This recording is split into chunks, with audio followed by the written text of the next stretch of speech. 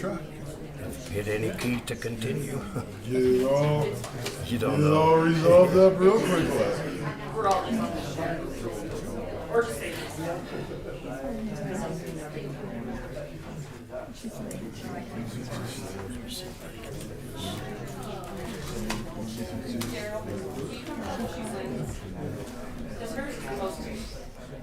Yeah, give me 1 second.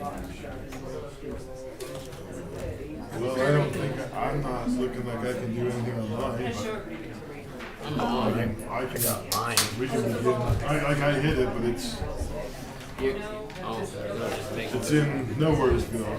it'll take a minute, I'm sure. But even Probably at that, Okay, where am I Mine took at? quite a while, so maybe it's clogged or something, you know. so that's why I'm just gonna leave it for now. This, it's so big. And I think Josiah's here to try to fix that. Well, if not, we know he's on his way. Thank gosh for TV.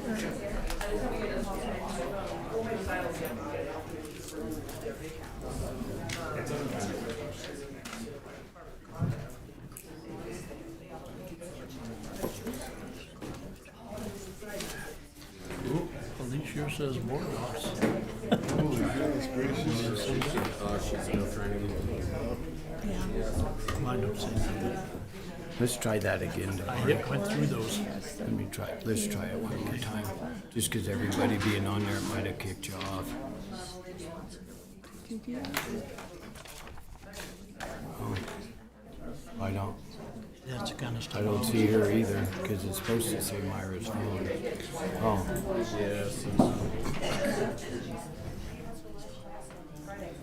so then whatever. let's go back down here.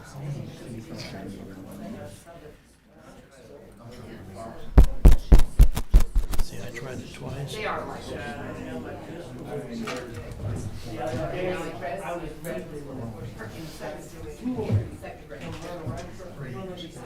Reload it.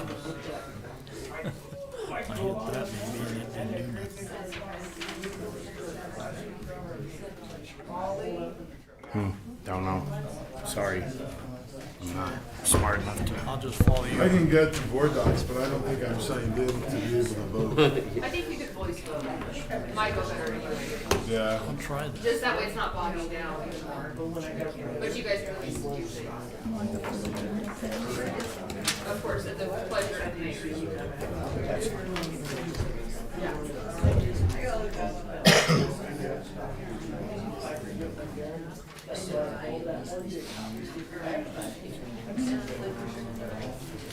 Yeah, it says Myra's phone, no internet secured. And you got on, huh? Yeah. It took a while. Once I punched it, it looked like it was going to go dark, but Now it's letting me join the meeting. I don't know. I might be in there. I don't know. Well, I can get on that page, but I can't get on the internet. okay. All right, I guess we have some technical difficulties we've overcome. So I will call this meeting to order. It is 7:38. Would you please join for the Pledge of Allegiance?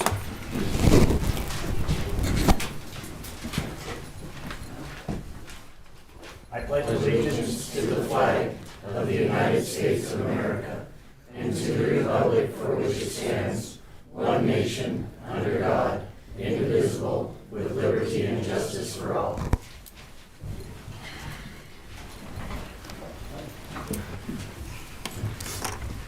Thank you. Can we have roll call, please? Mayor Terry Whiteham, Here. Vice Mayor Jacqueline Wells, Councilmember Aaron Durst, Here. Councilmember Darrell Gardner, Here. Councilmember Jabari Martinez, Here. Councilmember Linda Smith, Here. Councilmember Chris Weisenberg. Here. All right, thank you. Next thing on our agenda is approve the agenda. Councilman Smith. I move to approve the December 6, 2022 City Council agenda as presented. Second. Been a motion made and seconded to approve the December 6, 2022 City Council agenda as presented. Is there any discussion? Hearing none. You want us to voice vote so we don't slow things down? All in favor, say aye. Aye. Opposed, same sign. Thank you. Next thing on the agenda is, Minutes. You want to give your- The motion passes with 6 yeas. okay, thank you. The next thing on the agenda is approval of the minutes of November 15th. Councilman Martinez.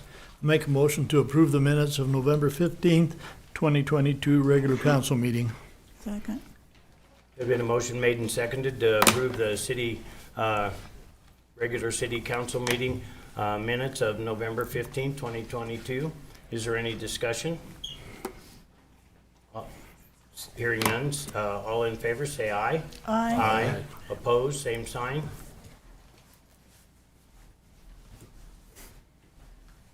The motion passes with 6 yeas. All right, thank you.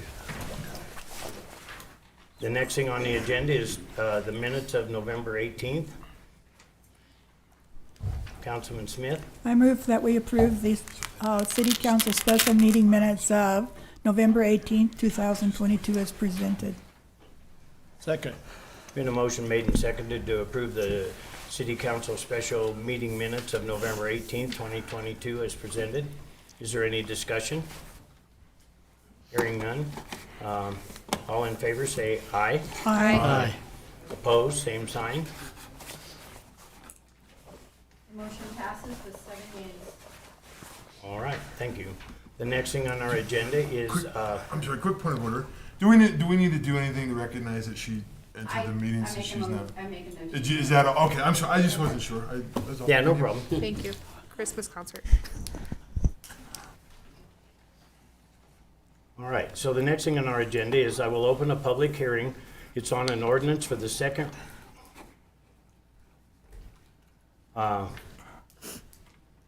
Is this the second reading or third reading? Second reading? Okay, second reading and waive the reading of the ordinance amending Rawlins Municipal Code Section 5.08.030, responsible beer serving training. Is there anybody here that would like to speak to that? Seeing none, I will close that public hearing. The next thing on our agenda is public comment. This is a time that is set aside for, in pursuant to resolution number 2C-96. It sets a time limit for public comment of 5 minutes under the agenda, other than things that are already on the agenda. And if there's anybody that would like to come speak on something that is not on the agenda, now is the time. Just please come forward and go to the podium and state your name.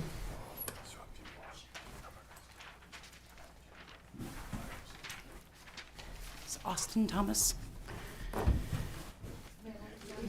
Austin Thomas. So my question is your only public notice, only public hearings is information through Facebook and YouTube, is that right? Myra, can you answer that question? So in general, we post things on our website, which does have a news flash, so you can get noticed like directly to your email. We do also post on Facebook to try to reach more people. And then the meetings are on YouTube. They're also usually on channel 191, but that is having technical difficulties. I know. It's a IT thing. Okay, so first of all, I didn't get a notice that the water bill at the corrals would be increased at all, ever. Second of all, when I signed up and started water service in 2021, in August, I was told they charge per spigot. Is that correct? Does anybody know? Excuse me? They charge per spigot. That would be a question for Wendy probably, or somebody in the front office. It's my understanding what you're asking is they charge for each corral. No, they charge per spigot. Because there's 9 people I can point out right now that have Well, I didn't know. I corrals. always thought it was per corral. Nope. When did they change that? I wonder. $26 and Mr. O'Brien maybe able to answer this, sir. Yeah, and it was per spigot. Mike, can you answer? Water spigot, as Hang far on. as I know, if you had 2, it was $6 one tap. So that's saying that you got 2 spigots on one corral? Some people have up They to charge 6 you or 7. twice? Yeah.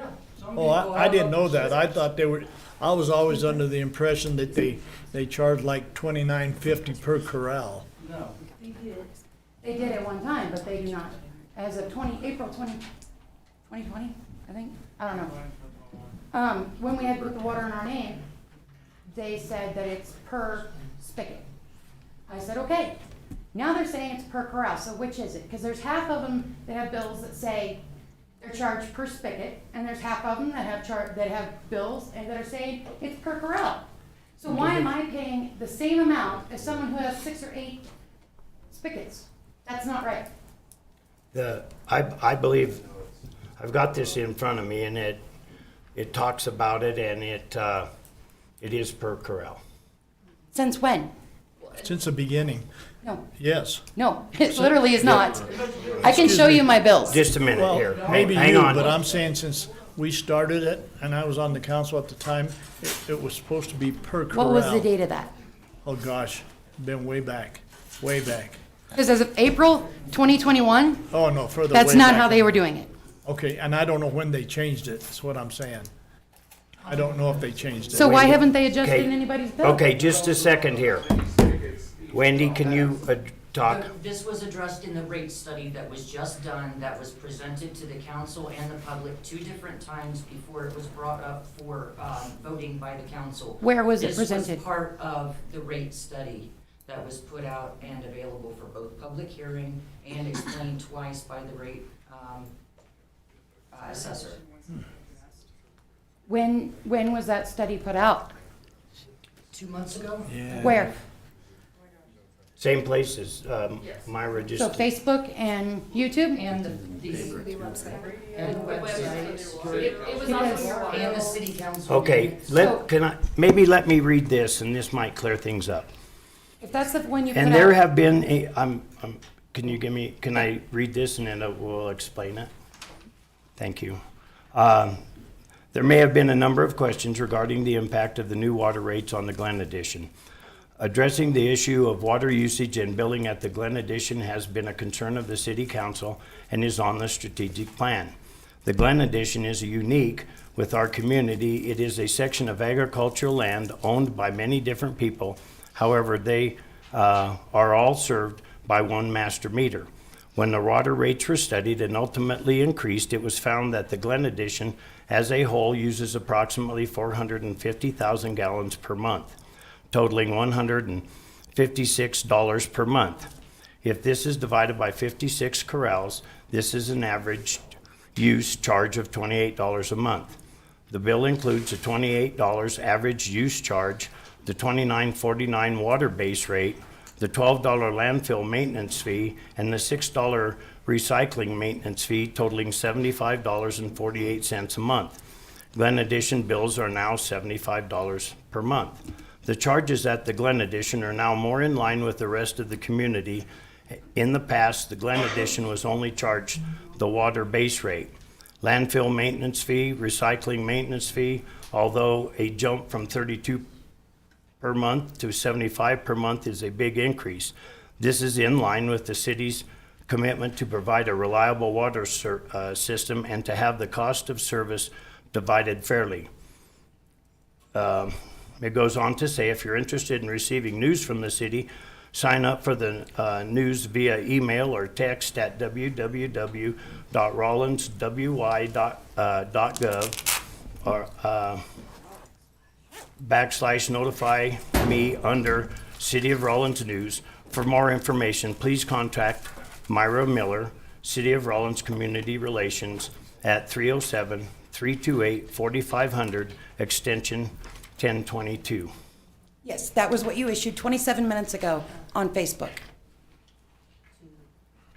This wasn't issued, It was. was it 27 months ago? Yes, Well, right before the about meeting. An hour ago, maybe. I mean, I email it to council first, so whatever time that email, and then I do Facebook last, so the website's probably between 30 minutes and an hour ago it was released.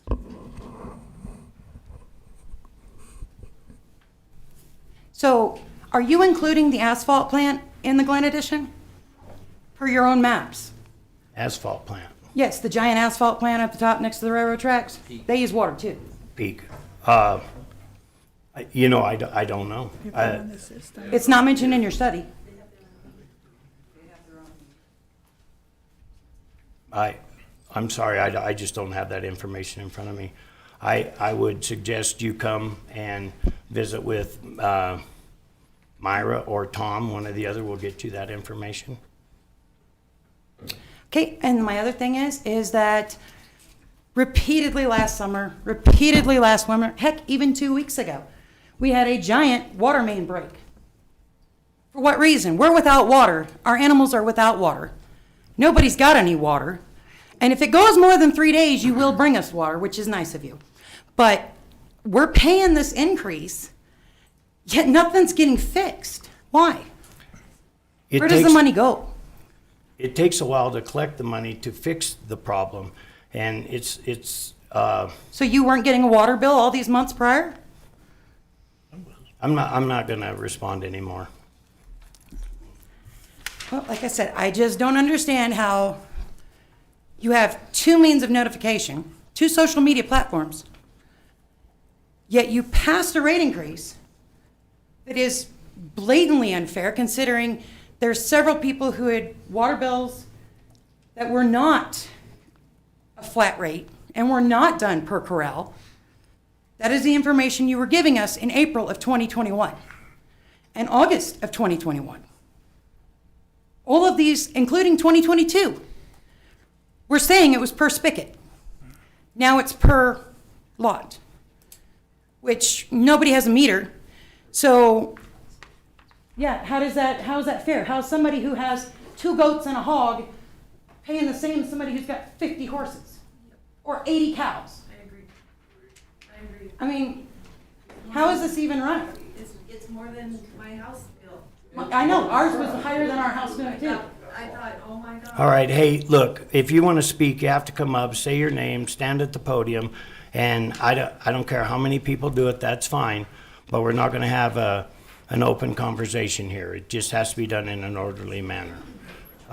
Councilman Weisenberg? Yeah, I just want to kind of speak to the public announcements and stuff, and correct me if I'm wrong, but I believe we're bound by state statute to publish that in the newspaper, and everything has to go to the newspaper. So that's, I mean, bound by state statute, that's the one avenue we are required to do, and I would recommend to look at that point in time.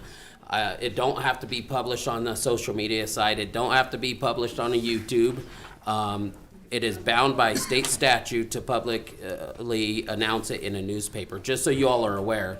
So that is a third way that it is public. And so there was public hearings on the rate increase and everything else too, just so you guys are aware of it.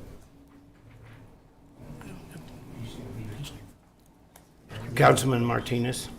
I'd like to say, I did receive a number of calls, a couple from the Glen Edition, but a lot of them from the residents. When we raised it, I don't think they were anticipating a big chunk of a bill, and all of a sudden, we got these bills and people were calling in. Yeah, people were calling in. So, excuse me, people were calling in, and my answer to them is that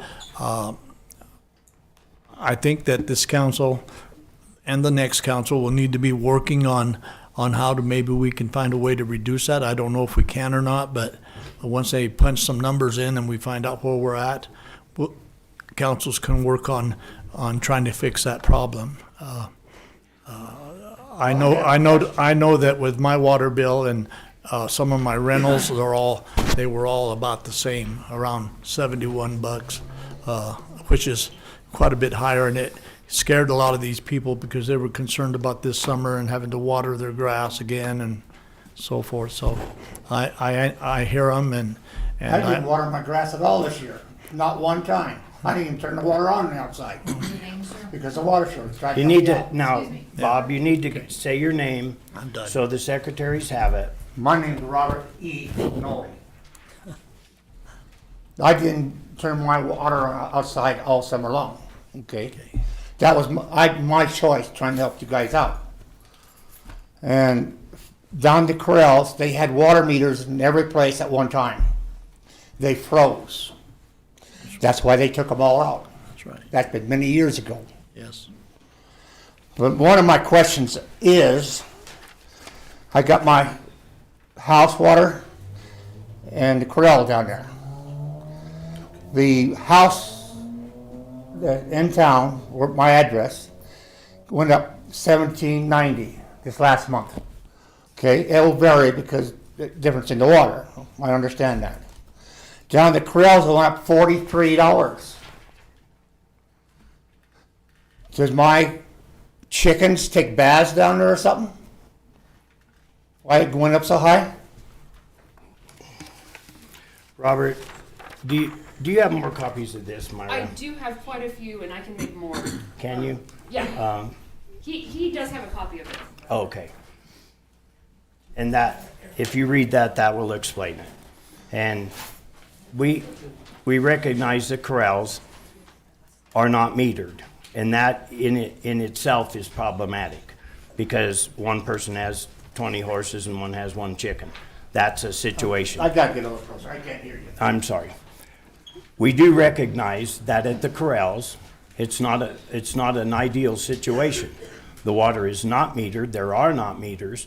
However, by going off of the average usage of the corrals, because there's one master meter, it has been divided out, and that will explain. And that will explain. That has been that way for years, and I know that. I Okay. don't have a problem with that. But why did it go up $43? Because of the water rate study that we had done, and we were advised that if we're going to fix and maintain a decent water system in Rawlins, Wyoming, that's the rates that we had to go to. Well, you about have to. If somebody drinks the water and gets sick, you're gonna be, Well, we understand that, and we take that responsibility very heavily. And so, but I just don't understand why it's so much difference. well, it's, Councilman Weisenberg, I'm sorry. I just want to ask one question, maybe, sorry, Mike, put you on the spot, but maybe you would know this. What size is the tap of the meter at the Glen Edition? Okay, so during the water, so it's a knowledge here that it was presented in the water study. This could be a factor into the rate, okay? During the water presentation, the presentation of the study and everything, what was adopted is an increase by the size of the tap. So that could be a increase in that. If it's a 2-inch tap for all those, then the base rate of that tap would have been increased also.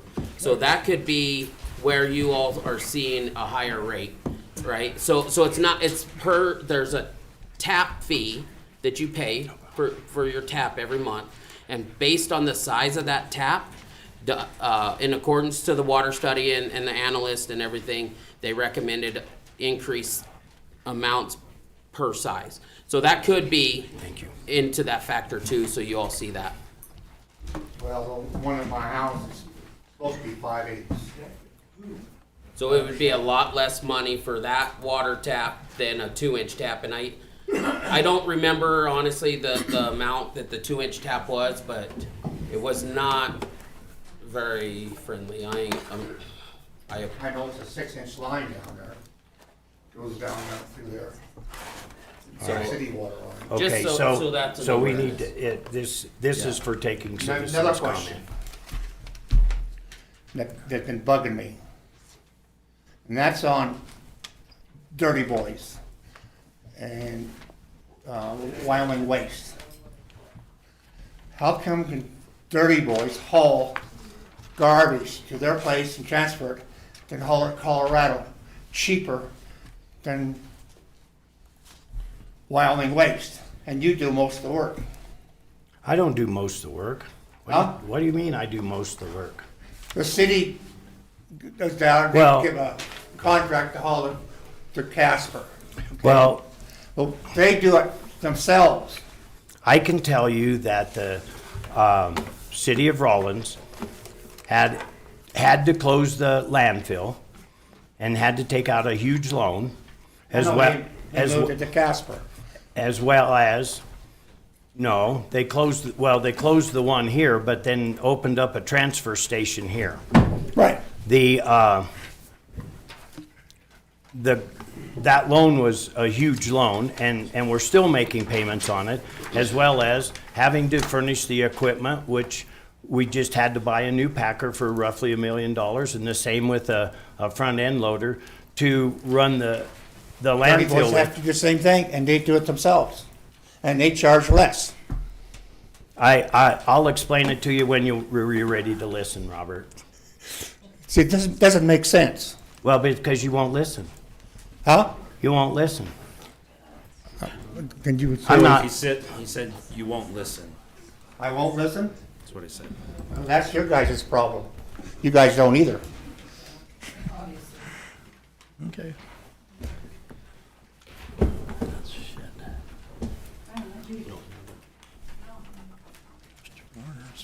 Are you?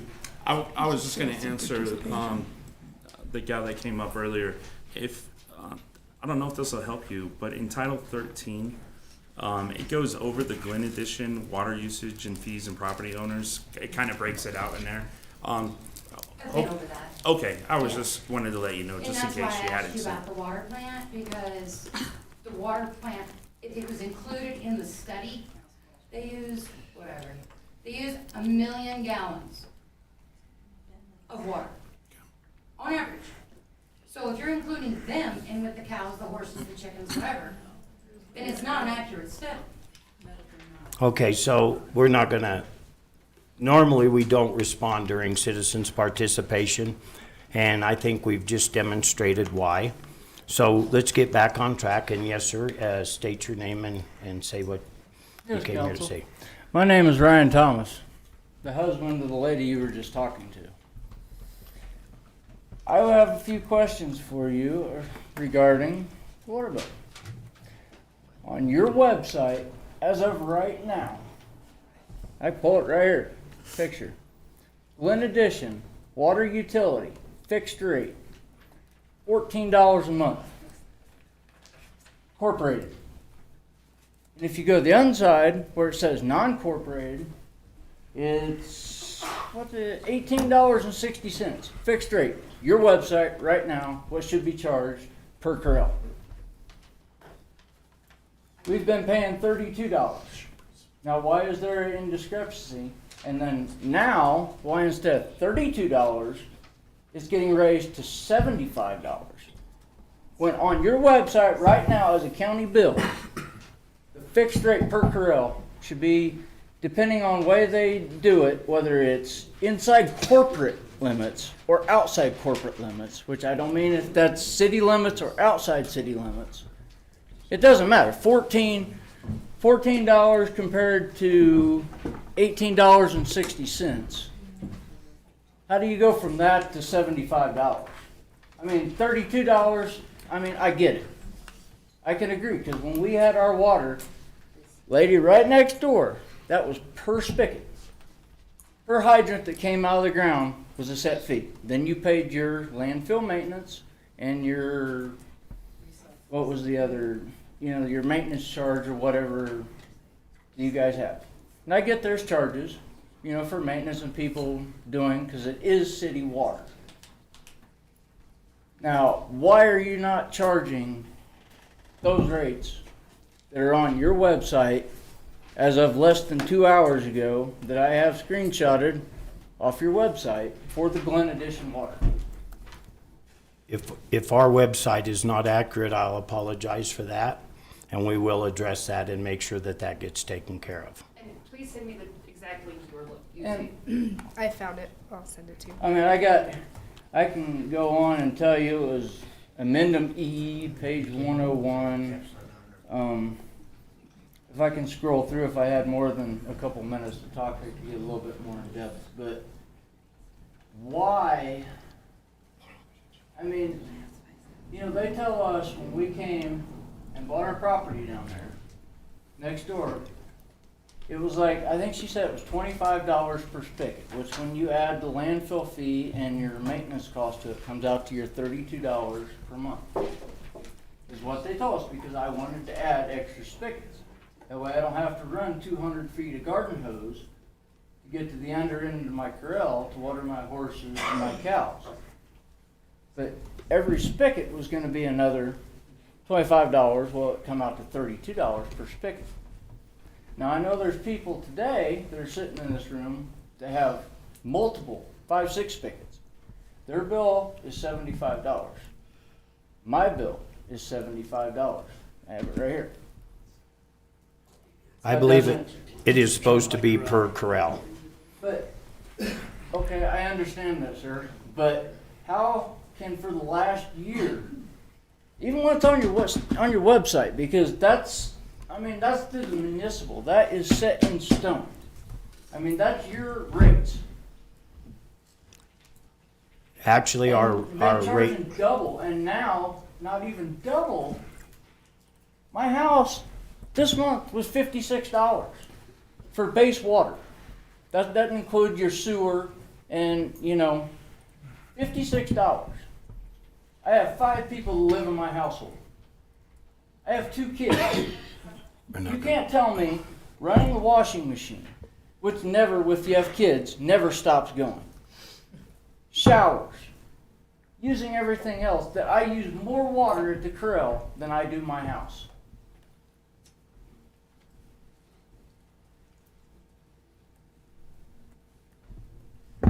I mean, how do you guys justify this? And has the bill, when you guys approved this $20 rate increase for the city's water, was from September 20th. And I've went through and I've watched the notes and I've watched all this, but it still has not yet been officially approved. So how is it you're billing us for stuff that hasn't even been approved or voted on yet? actually it has. It has. No, where? I mean, I watched the minutes of September 20th. Wendy, can you I can't give help the with that? exact date, sir. If you give me just a moment, I From the can. 6th through the 20th. I mean, I'm not trying to be the bad guy and yell at you guys, but I mean, how can me watering my horses and cows down at the trails be more than 5 people that use water for a month? I mean, I get they drink a lot of water. A cow will drink in the summer 35 gallons of water a day. You know, a horse is gonna drink 15. I can't add all them up for a month to even come close to what I use at my house, which is metered. Yet you want to charge me more, just like the lady next door earlier said, well, you're paying the $75 for access to that water. So what if I say, fine, I want to shut my house water off and I'll just haul water from the corrals and I will put a cistern in at my house? I mean, it's totally legal. I mean, that's coming from your city people that work here, literally say, I have unlimited usage for it. Doesn't matter what I use out of it. That's just what the charge is going to be. September 20th, sir, we voted on it. Where is that listed? 'Cause I'm looking It at- was voted, but it was not passed. It was. It was. Okay, I'm sorry, sir, but your time's up. All right. Thank you. Well, thank you for your time, since you don't want to listen.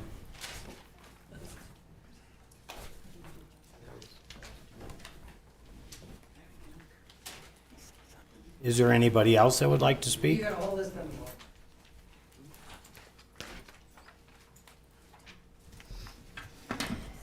I just want to, my name is Dory Fritz. I have about 3 acres down there. First, I want to thank the city for taking care of our roads down there. They come down and fill our holes and so forth, so on. So there's nothing here nor there against the city or anything like that. But I guess I'm not upset about how much. It is quite a bit of a hike. I do have 2 spigots and I do pay 2 bills. So instead of paying $32 times 2 is $64, I'm going to pay 75 times 75 is $150. So that's quite a bit of a jump for me, and Merry Christmas. Great timing. But anyway, it's here nor there. Would have been nice if you guys send out lots of bills, water bills, and nothing in the water bill stated we were going to have an increase. I don't keep up on social media, honestly. But it would have been nice to just say, hey, in September, it passed. We're going to let you guys know it's going up. That was my problem, is of communication. And another question is, who reads the meter as far as how do they know the 450,000 gallons on average?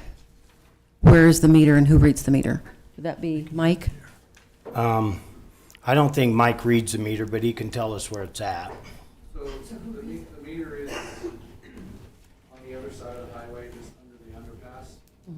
There's a meter there that feeds the Glen Addition. And every month it's done electronically through a radio that sends the read every month. Actually, it sends it every day. But when front office pulls it, they pull it once a month. So that's where the average, approximately 450,000 gallons came from, correct? Yes. Okay. So I guess, my question is, why weren't we notified beforehand? I mean, it's a simple note in our bill to state that, hey, we're doubling your increase. And now that I know that it's one spigot per corral, it's one fee per corral, I get charged for two. So I guess I'm kind of confused on that part as well. With 3 acres, do you have more than one corral? They're all adjoined. On the plat, but if you tear down a fence, you still have two lots. I have a lot that I have a fence I built in the middle, correct. I have one spigot in the back and one spigot in the front. I had a corral and it was per corral when I owned one, and it's been years ago, but if you haven't had a chance to sit down and read this and study it, please do, Dory. And it will, it won't make it any funner to pay, but it will explain why. I understand why. It is, okay. That's not my question. My question was, I wish we had been notification. We do a pretty robust program of public announcements and keeping the public informed as best we can. I don't know how we could have done it much better, to be quite honest with you, but we will look into that and see if we can do Well, I better had in called the future. in September when I saw in the minutes that our rates were going to go up. And I had asked, are the rates going to go up? No, not at this time. Do you know when they're going to go up? No, we don't at this time. Are they going to go up? No, not at this time. Well, until we vote on that rate study, none of us knew until we had that study done to tell us kind of what to do. Jacqueline, you had something? Dorian, I could be completely wrong, but I seem to remember getting one in my water bill. Just an overview of the rate increases. But For the Myra might corrals? be able, not specifically to the corrals, but to the general public about all Yes, of them. general public. Okay. I do recall that, but for the corrals. Okay, that makes sense. And that is correct. I didn't do any specific messaging, like we didn't reach out to all the businesses that have a larger tab, we didn't reach out to the corrals. So that could be something that we'll note for the future. But it was generally discussed as all the water rates are changing, and that will affect all water users.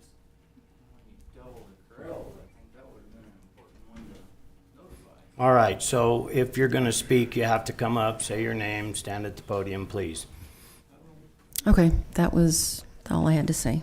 Thank you. Dory. Is there anybody else?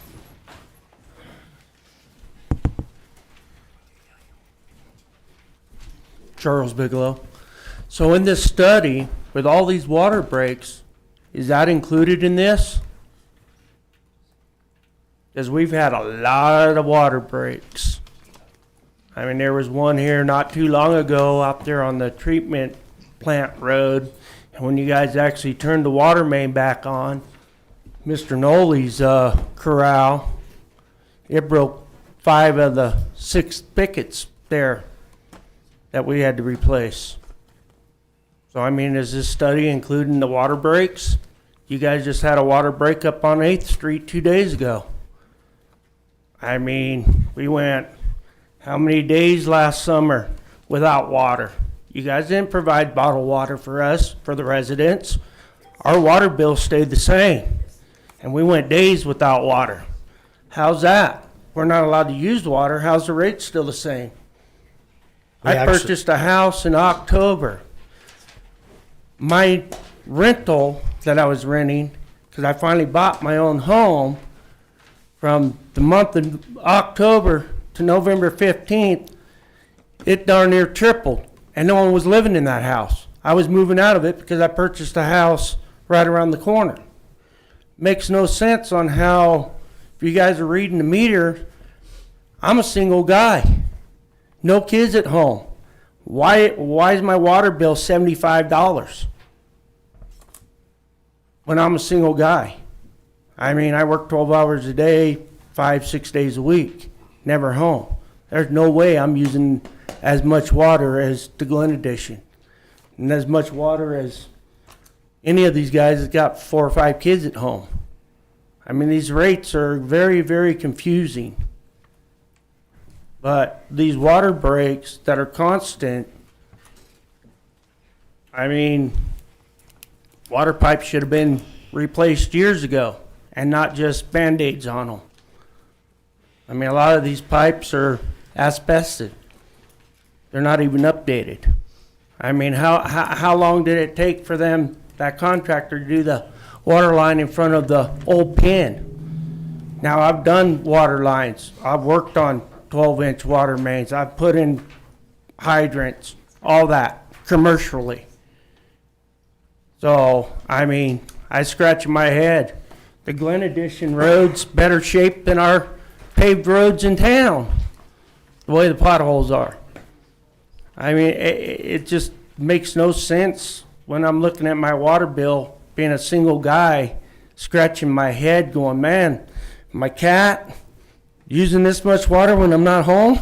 I mean, you know, paying almost $70, $75 a month, and you're not home. I mean, these dump fees, I mean, how many times do I have to pay for the dump? I mean, you got these maintenance fees, landfill maintenance fee, a recycling fee.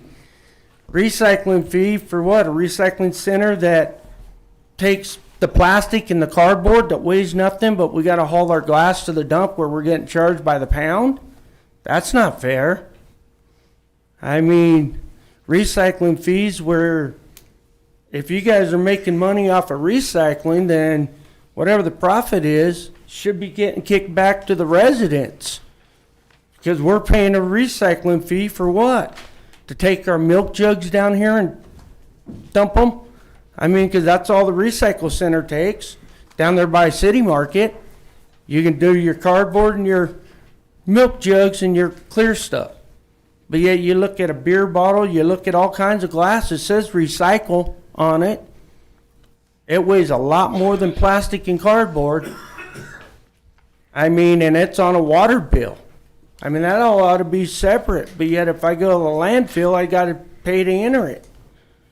Well, what's the $12 maintenance fee for? It's confusing. But yet this is why our water bill's so high. And it's not fair to the residents. I mean, Casper, Wyoming, I lived there for 12 years before moving down here. They got dumpsters in the backyard. Yeah, on our water bill, there is a maintenance fee. But you also take your household trash out and put it in the dumpster in the alley. The city comes and picks it up. And my bill up there for the water and sewer was right around $50. But I didn't have to take my household trash to the dump and get charged by the pound. Like here. Time's up. You know? Your time's up. So. Thank you. Is there anybody else?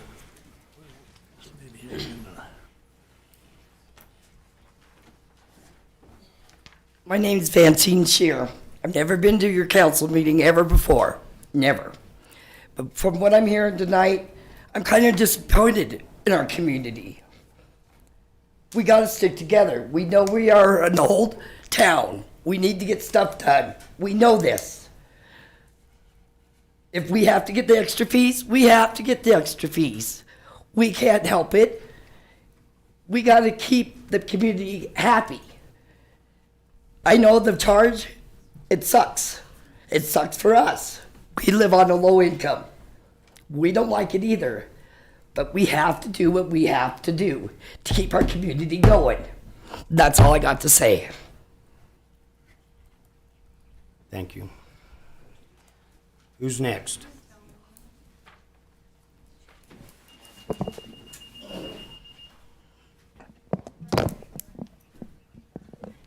My name's Judy Lewis.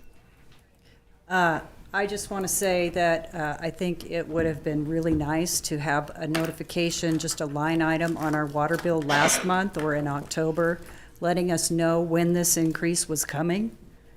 There was no notification that I saw. I didn't see anything. I don't know what you saw.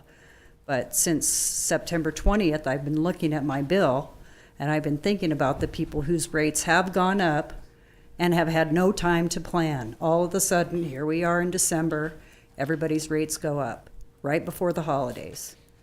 Great job, you know, and the transparency that city government was engaging in over the time that Sean Metcalf was here has markedly decreased since he's left.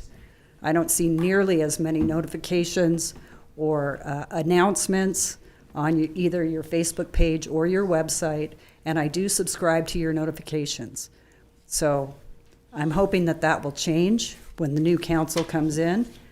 But a simple line item on your water bill shouldn't have been that much to ask for. And that's all I have to say. Thank you. Who's next?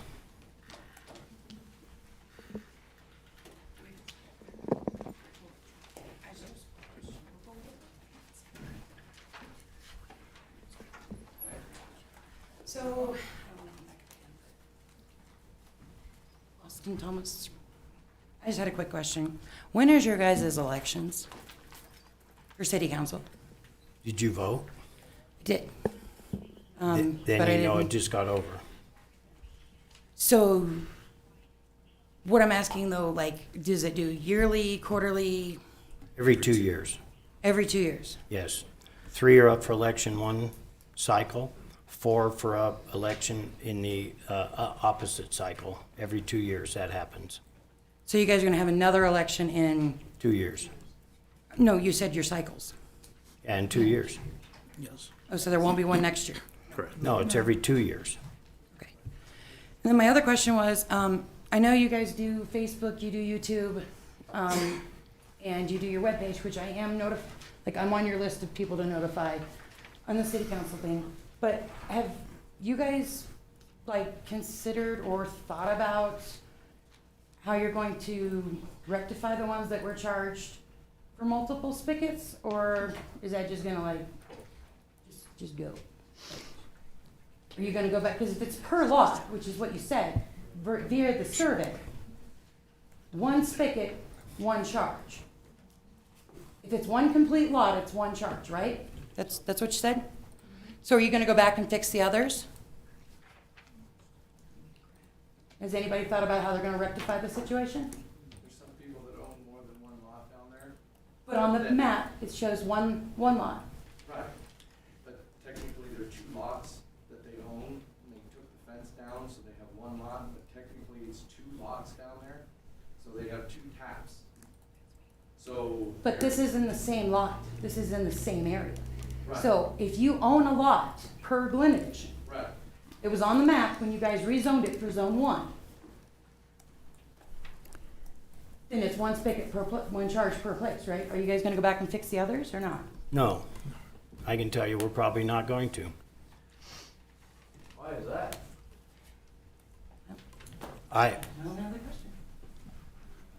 There's no way to back up the card. Councilman Smith?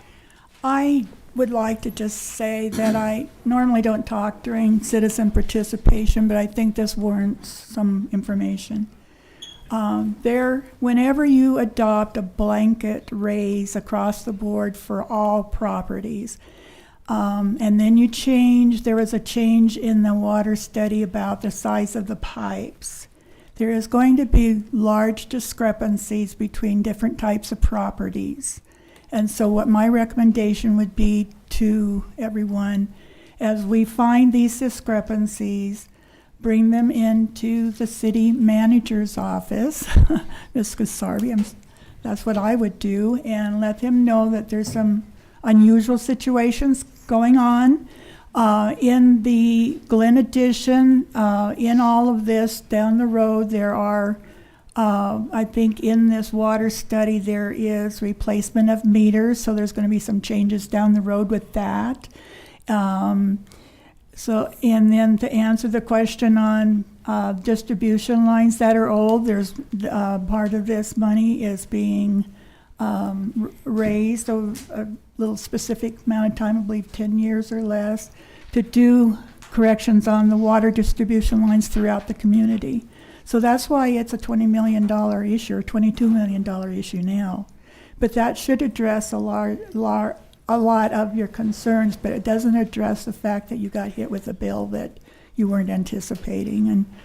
And we as a council don't take care of that, but we do hear what you're saying, and that's what I would do if I were you. Is there anybody else that would like to speak? I would like to speak again. My name's Ryan Thomas. Why, when asked if the council would rectify the situation of them charging people more, you said, the lady said, bring our concerns here to the water board. When Mr. I'm Terry Wycombe. Wycombe. Okay, sorry for mispronouncing your name. No problem. Why would you just flat blatantly say, no, you're not going to do anything? I can tell you that if it's in the recent past, of course we would address it, but to go back years and years, not going to happen.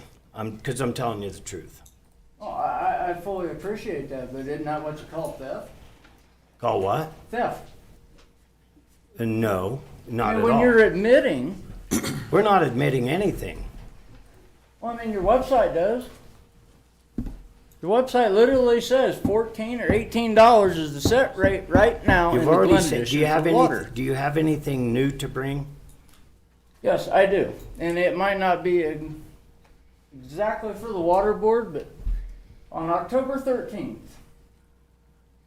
have Lot 2 Tract A down at the Glen Edition. City Council and the water board, and I've talked to the gentleman back from the water board before, but it was Robert came and Terry filed a claim that I was blocking the creek down at the Glen Edition. So I came in here madder than anything. I said, I want to know why. I said, I want to speak to somebody now. Well, they sent Robert, which is one of the top people, one that inspected. I personally walked with him down there to the creek. I have always had a fence across that creek. It's above the high water mark. Not a problem one. It's been through spring thaw, all the rains, nothing. If you literally look from me to the lady right there, when you're looking straight ahead, the girl right next to me, which is on her property, shoved all the dirt, manure, and everything else right in the creek. I have every picture to prove it, because I've talked to legal counsel about it. They were going to impose a fine on me and gave me 72 hours to fix it. And it's been October 13th. And to this date, not one thing has been done, and I still cannot cross the creek to get to the back part of my corral because the water's so high. Is that something you guys would be able to give me an answer on, or why? Because I talked to every city council today, and I don't remember the name of the gentleman that the lady said was the head of it, was supposed to call me back today. And that was 11 o'clock, and I did not receive a call back today because she was emailing him to call me. I mean, this is an issue. I mean, we're not playing favorites because of one person. I mean, literally it come from the water board right around the corner. 72 hours that I had to fix it when it wasn't on my property and wasn't my fault because of a false claim. And now, once I filed a claim and said something, it's been 2 months, and I have date recorded pictures, and even today, that nothing has been changed, and the creek is still blocked. Not 100%, because once water goes so high, it will find a way around it. But the main channel of the creek is completely blocked. I have every picture that I would be glad to show any one of you. Yet nothing has been done. And I would like to know why, because I have filed the report. I've told them. I had Robert down there, which is the one that went down there when the claim was filed against me. Blatantly admitted. I'm like, right there it is. He's like, well, I didn't look at that. And I'm like, okay, there's 20 feet. How is it right for the council, or maybe not in you guys as a council, but the water board, which you guys obviously sit over and make decisions? We don't have a water board as such, but we Okay. have a water department. Okay. Thank you, sir. But I mean, how is this right? And there's not an ounce of rectification, because I've called every board today, from up by the thing to down here, and all they do is transfer me around. And I wish I remembered the gentleman that was supposed to call me back today. It was supposedly the head of, who could give me answers for this. But how can you give somebody down there 3 days to fix a problem that's not on their property, can prove it with pictures, Linda. file a claim, and then nothing's been done for 2 months and it's still there? Ryan, could I ask a question to clarify what you're telling us? Yes, ma'am. Did the code enforcement officer come down and tell you or issue a citation or something on the material in the creek, or Yes. is that what it was? They came down and said that we had to rectify it. They sent the water people down there to verify the creek was blocked. Okay. And it was blocked. It's very much blocked. But it's not on our property. Okay. It's past our property. And So they were threatening us. Are you still on the hook for it, or? No, No, I literally. But the difference is that they gave us 3 days to fix it, and it's been 2 months, it's not fixed. 72 hours is what So we were it's told. on Ann Terry's property, yet she has not fixed it. But we were only allowed 3 days to fix it. That's standard It's standard. code Then enforcement, why I is Ann think, not down there to fix it? isn't it, ma'am? I'm sorry. All right, I've let you go past your time, just to be I fair. appreciate that, sir. I would just like an answer of why that would, We will look into it and try to get somebody to Give you an answer. take care of that, get you an answer. okay, I have a phone call into, and it might have been you, I don't know. It wasn't me. But there's an email sent, because I put urgent on it, because I have talked to legal counsel, and they're not gonna threaten me with a huge fine and give me 3 days, and it's been 2 months. And not one thing has been done. After I proved to the city water board it was not on my property, Again. they said they were gonna tell me. Thank you. All right, is there anybody else that would like to speak? I just had a question. If we were to get water meters, would that be the city's responsibility, or would that be each owner's responsibility if, in fact, we were interested in getting our own water meters? Actually, that's been discussed, and there, because of these problems we're describing here, you have, 10 horses, somebody else has a cat. Right. We understand having a meter per lot is just not fair. It's not the way it should be. So there is plans in place to get that area engineered, and I can answer all those questions later once we know more about it, Dory. And DeBari, Councilman Martinez has brought this up many times. It's just not fair. And we want to rectify that. It's one of our goals. Yeah, that way each owner would be in charge of their own water as to Right. what's used. And that will solve a whole ton of problems. Right. So is there a time frame that we can expect this? A year, 2 years? Is the city gonna pay for this? Are we gonna pay for this? Well, some of those things I can't, I can't answer. Is that impact money? Wasn't that impact money that we allocated? I think that was. We talked about We it. talked about allocation of impact assistance money to install meters down there, but I'm not sure exactly if it was them meters or across town a lot. Yeah, we don't have a timeline, Dory. Yeah.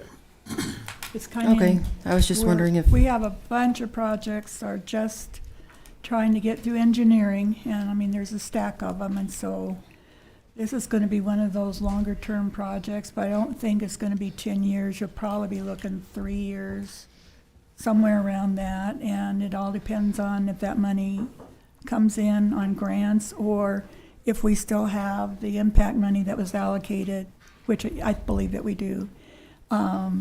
That will go a long way to putting the meters in. Okay, and then another question I had was, I think we've only got 2 fire hydrants down at the corrals. If there was a rampant fire and it went from barn to barn to barn, is there a way that they can put in a few more fire hydrants? Has the city looked at that as well? I think that would be done at the time of the whole revamp down there, because the whole thing needs revamped. And it's not gonna be a cheap project. No. It's gonna be, I can tell you, a lot of it the expense will be borne by the city. There'll be some possibly to the corral owners, but it's too early to tell. We're gonna try to get it taken care of through grants and such like that, and it's just too early to tell, to be Okay. honest with you. All right, thank you. Anybody else? Honorable Mayor, if I may. Daryl's got his hand up. There's a citizen who wrote in, was not able to be here this evening. However, he wrote in and requested that this be read for the public and the council. Would it be acceptable for me to read that now? Yes. This is from Casey Schinkel.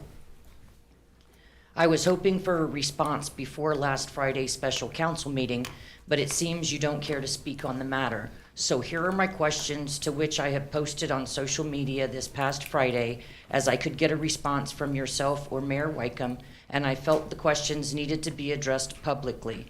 Can you please answer these questions for me? First, let me clarify something here. I am in no way, shape, or form a representative of Dirty Boys Sanitation. I have and always will believe in standing up for the little man. I will be clear that I have known the family of this locally owned, very important community business as I went to school with the kids of the family. With that being said, I have several talking points that I feel need to be addressed at tonight's City Council meeting. These are from my own independent research I have done today. I would have loved to spend more time researching, but I feel these are important talking points that need to be addressed at tonight's meeting. I have called the city attorney, to which I was told she would not talk to me until after tonight's meeting. I have sent an email to both Mayor Wycombe and the city attorney, to which I have not received a reply, and the clock is ticking to tonight's meeting. This shows further proof the city is unwilling to listen to the citizens of Rawlins. I am on the other understanding that since tonight is a special meeting, there might not be a public comment period. So here are my talking points, and I hope they reach the city council members before tonight's meeting. 1, at the city council meeting on 9/20/2022, the city attorney advised council member Weisenberg and Mayor Wycombe to excuse themselves if they could not be fair in the vote. Both excused themselves after Mayor Wycombe asks if he should be excused due to conflict, and chose to excuse himself. Why were they not excused during this week's meeting? What changed to allow them to be part of it? 2, Mayor Wycombe has admitted to doing work for Dirty Boys at a financial gain.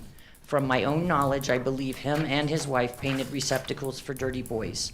How is this coat not considered a conflict of interest, as he had a personal financial gain from the company?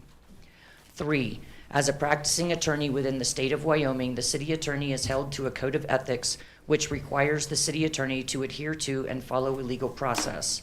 I believe failure to require both Mayor Wycombe and Councilmember Weisenberg to be excused is a direct violation of this code of ethics and makes the city attorney complicit in her duties. I believe this can call for a disbarring from the Wyoming State Bar. 4, why would you refuse to answer Councilmember Smith's question, what you discovered at the landfill site in Colorado?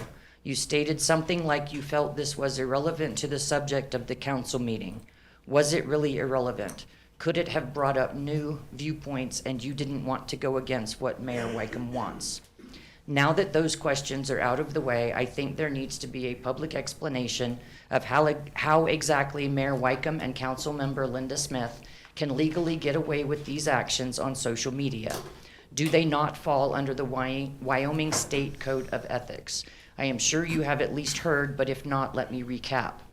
1, Linda posts to Terry's page about Citizen and where he lives. 2, Linda's daughter calls out citizens with opposing views of her mother, and Linda shares it, stating such things as, the snotty-nosed kids need to be taken out. 4, Linda Smith talks about the dead mother of an employee of Dirty Boys.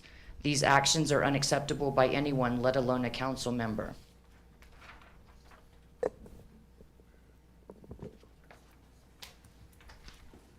So do you care to address some of those or any of them, or? No, sir. Okay. Is there anybody else? Daryl, you had your hand up? I did. Austin, I want to apologize to you for the way you were spoken to by our mayor, Mayor Wycombe. When Austin asked you when the elections were, she asked a specific question. And instead you respond with, did you vote? And she says yes, and then you say, then you should know. I don't understand why you have to be disrespectful to our citizens, but if you're going to be, please switch seats with Vice Mayor Wells and let her run the meeting, because the unprofessionalism that happens up here constantly with our citizens is uncalled for.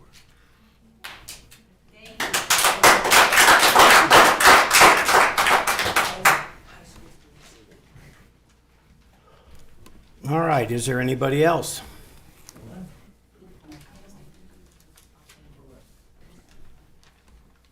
All right, hearing none, we'll move on to the next thing on the agenda. This is kind of a fun thing, something I look forward to every single time.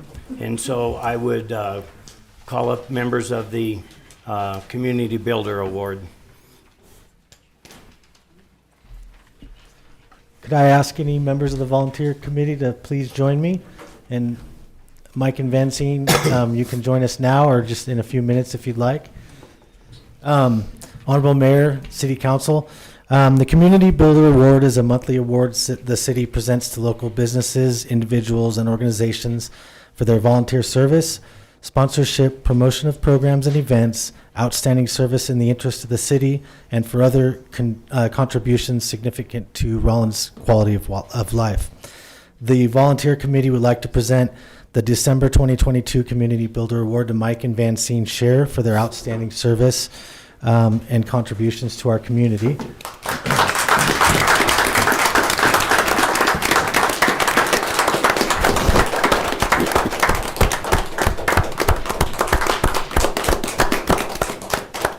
I do have a few other things I would like to add. And I'll start, and I might pass the mic over to someone else here, but according to Mayor Terry Wycombe, who nominated you both for this award, for as long as the mayor can remember, Mike and Vancine Share have been volunteering for veterans events, including fundraisers, dinners, funeral, and military services for the fallen, including the Memorial Day services at the cemetery in May of each year. They coordinate the different branches and try to ensure that no veteran is left out of the cemetery. And I had the pleasure of meeting both of you at the Veterans Day lunch that was hosted by the Rotary Club and the Lions Club recently, and your involvement in that event was fantastic. Part of this award, City Council grants the recipient with a $100 donation to give to whoever they would like, and Mike and Vancine would like to donate that to American Legion. Is that correct? So thank you for that as well.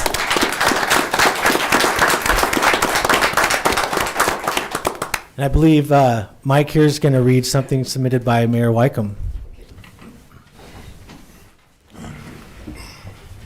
Mike and Vancine Share. Mike was born in Casper and has lived in Rawlins since he was 21 years old. He joined the United States Army in 1978 and served until 1981.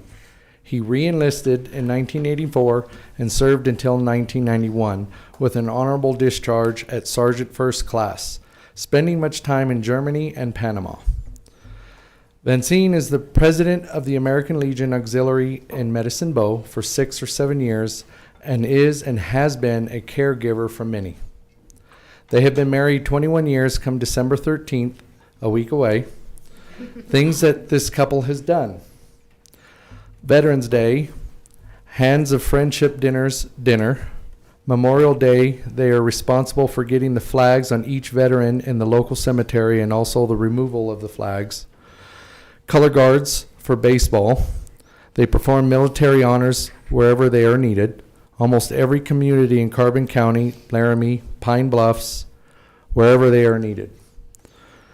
They are a big part of the Wounded Warrior Hikers and have volunteered for many community calls. They have helped with medical calls, cleaned up houses, and even helped move everything out of a deceased veteran's home for his family as they were not capable. They serve any soldier in need for whatever they need. Thanks so much for your service.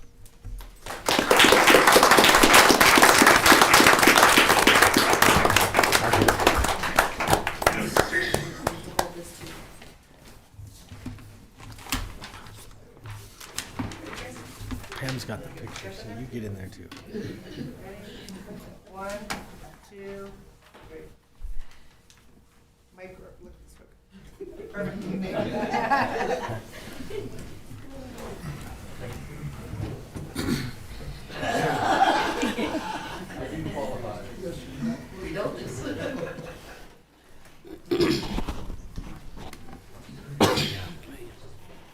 Mike and Vancine, thank you so much for what you do.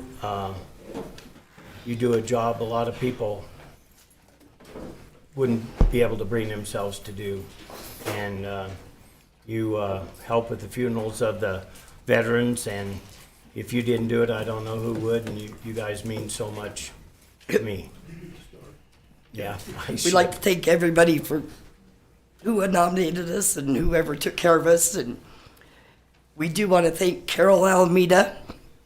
She is our Warrior Hiker host. She puts the Warrior Hikers up in her house. So we would like to thank her and acknowledge her for her help. And everybody else that comes down to the cemetery and helps us every year. The Girl Scouts, they are a big help. They help us quite often with things that we need to do. So, like I said, stick together, community. We got to stick together. Thank you. Thank you.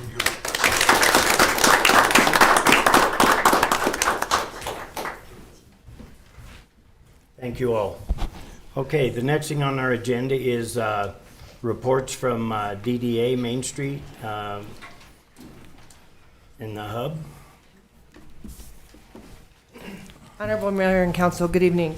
I just want to give you guys a quick recap of the holiday season so far, kind of as some exciting news. Blue Plaid Friday, Black Friday, Blue Plaid Friday, and Small Business Saturday. As a whole, the businesses were either flat from last year or they had a 20% increase.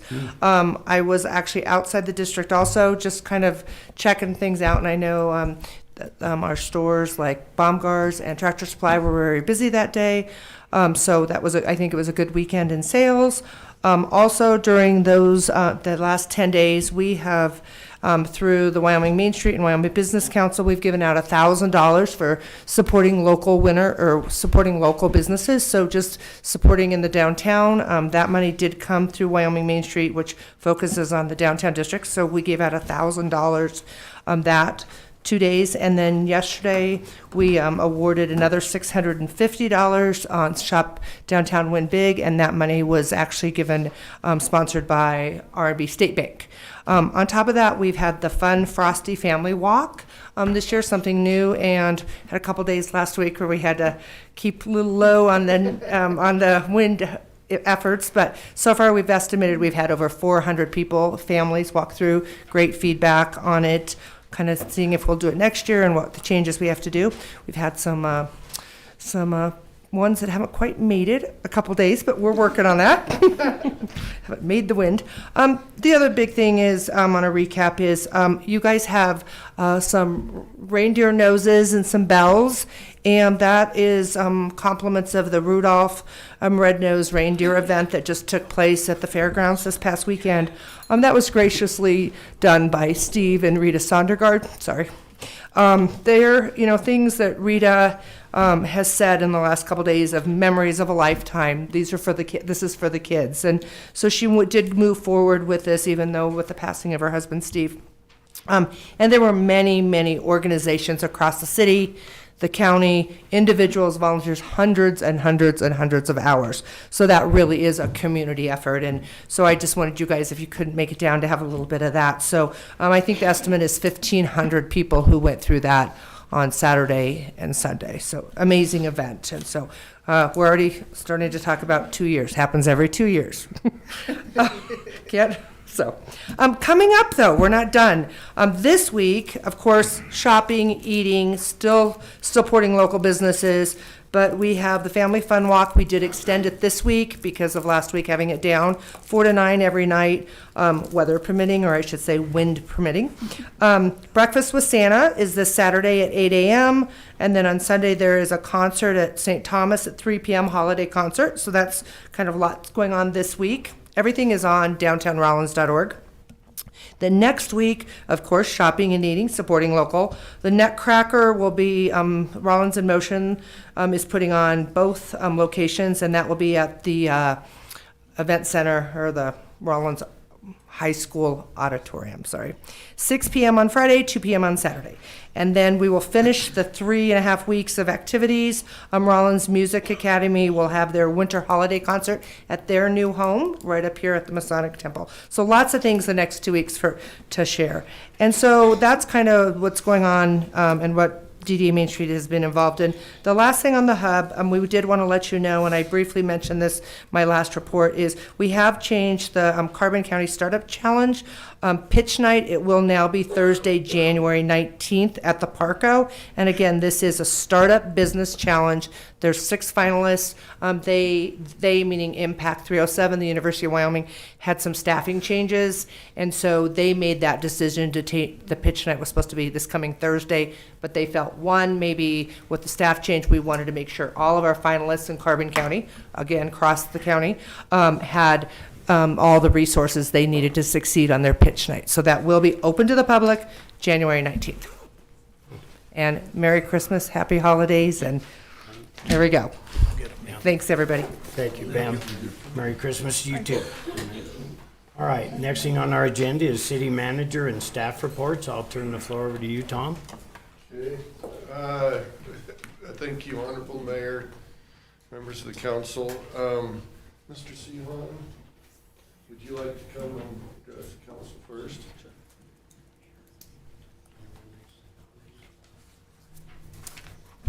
Honorable Mayor and Council, I just wanted to give you a brief update.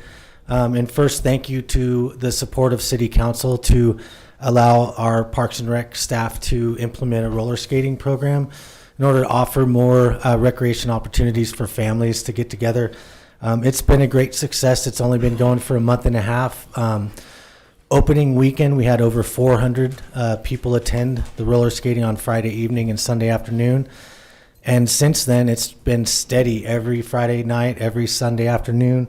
In less than a month and a half, I think we've seen over 800 people come to roller skating. So it was, your support that allowed us to do this, and then the community standing by.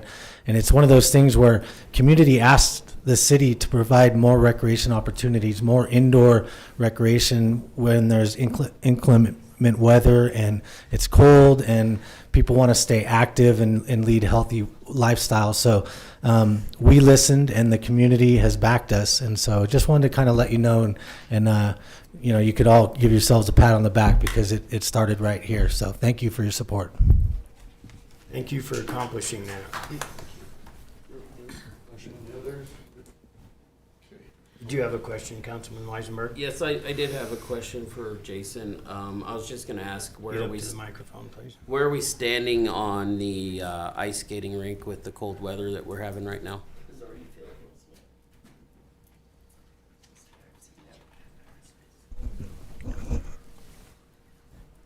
So as you know, in February 2022, City Council approved an agreement between the City of Rawlins and the Rawlins Raptors Hockey Club.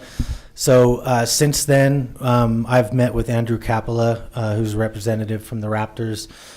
We've met several occasions to try to come up with a plan. We're looking at this as a kind of a trial year. I know last year we probably didn't really have the weather to have an ice rink. So the quick answer is, I believe last week, we put water down. Let me start by saying Public Works was great. They did a lot of grading down there, really made some great improvements to the road and the parking area, expanded that.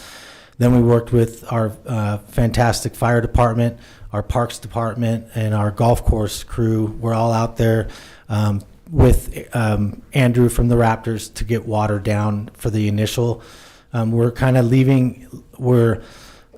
Andrew knows better than us, I think, so we're letting him kind of lead the charge and let it, and we want to be a support system for the Raptors, the city. So we went down there, floated water, probably got a good 1.5 inches above surface. We have some highs and lows, so we're learning and already making notes for next year. There's still some ice. We believe that the earth underneath is probably frozen. We have a plan. We are meeting tomorrow at 2:00 to put the next layer of water down. We'll try to come up more than 2 inches. And then according to Andrew, he's hoping next week, early mid next week, depending on the snow, it'll take one more application, and then there should be some skating according to the Raptors. So we're trying to make sure the weather's gonna cooperate with us. We are sensitive of our city resources and the fire department's time and water, so we want to do it when it's appropriate. And I think that the lows we're getting in the next week, talking to Andrew today, I know our highs are going to get into the low 30s a few days, but the lows are like 8 and 12 degrees, so we're hoping that those are going to help the charge, and that's why Andrew suggested we do tomorrow afternoon rather than tomorrow morning. So it's kind of a partnership, but it's led by the Raptors, and I think the way to look at it is the Raptors approached the city in February to see if we would support their efforts to get an ice rink, which is another great recreation opportunity for our community. So work is in progress, and we're crossing our fingers that things will go well. So. Awesome. Thank you for that. Yeah, welcome. Thank you. Thanks. Okay, Myra has a hand up for you. As we get closer to the end of the year here, the calendar year, the thing that comes to mind is the budget. We're gonna start looking at the budget and start preparing. And so what I have prepared for you here is a budget calendar for this next year, which is preliminary. But they're the events that we would like to do for the preparation. December, I'm gonna meet with department heads and go over action strategies, see what the status is of our projects, what we can get completed this year, what has to go into next year. The important thing to start the budget, of course, is the projected revenues for the next year, because we have to contain our expenditures within that revenue. So once the Craig report comes out, we should be able to look through history and through projections to come up with a solid revenue number. And then we've already got a salary budget put together as to where things are, and then we will just kind of start from there and take the salaries against the revenues. We're hoping that by February 3rd that we will be able to have our first preliminary budget, the first draft of the budget to the council, so that you can see what the status is of how it's being built. And then on February 25th, we're hoping that we can all get together again, see what the status is, and then see what is possible as far as community projects that the council would like to see done at that time, and then we should know where we're at budget-wise at that point as to what we can fit in the budget and those different things. And then from there, it'll lead towards the three readings of the budget. So,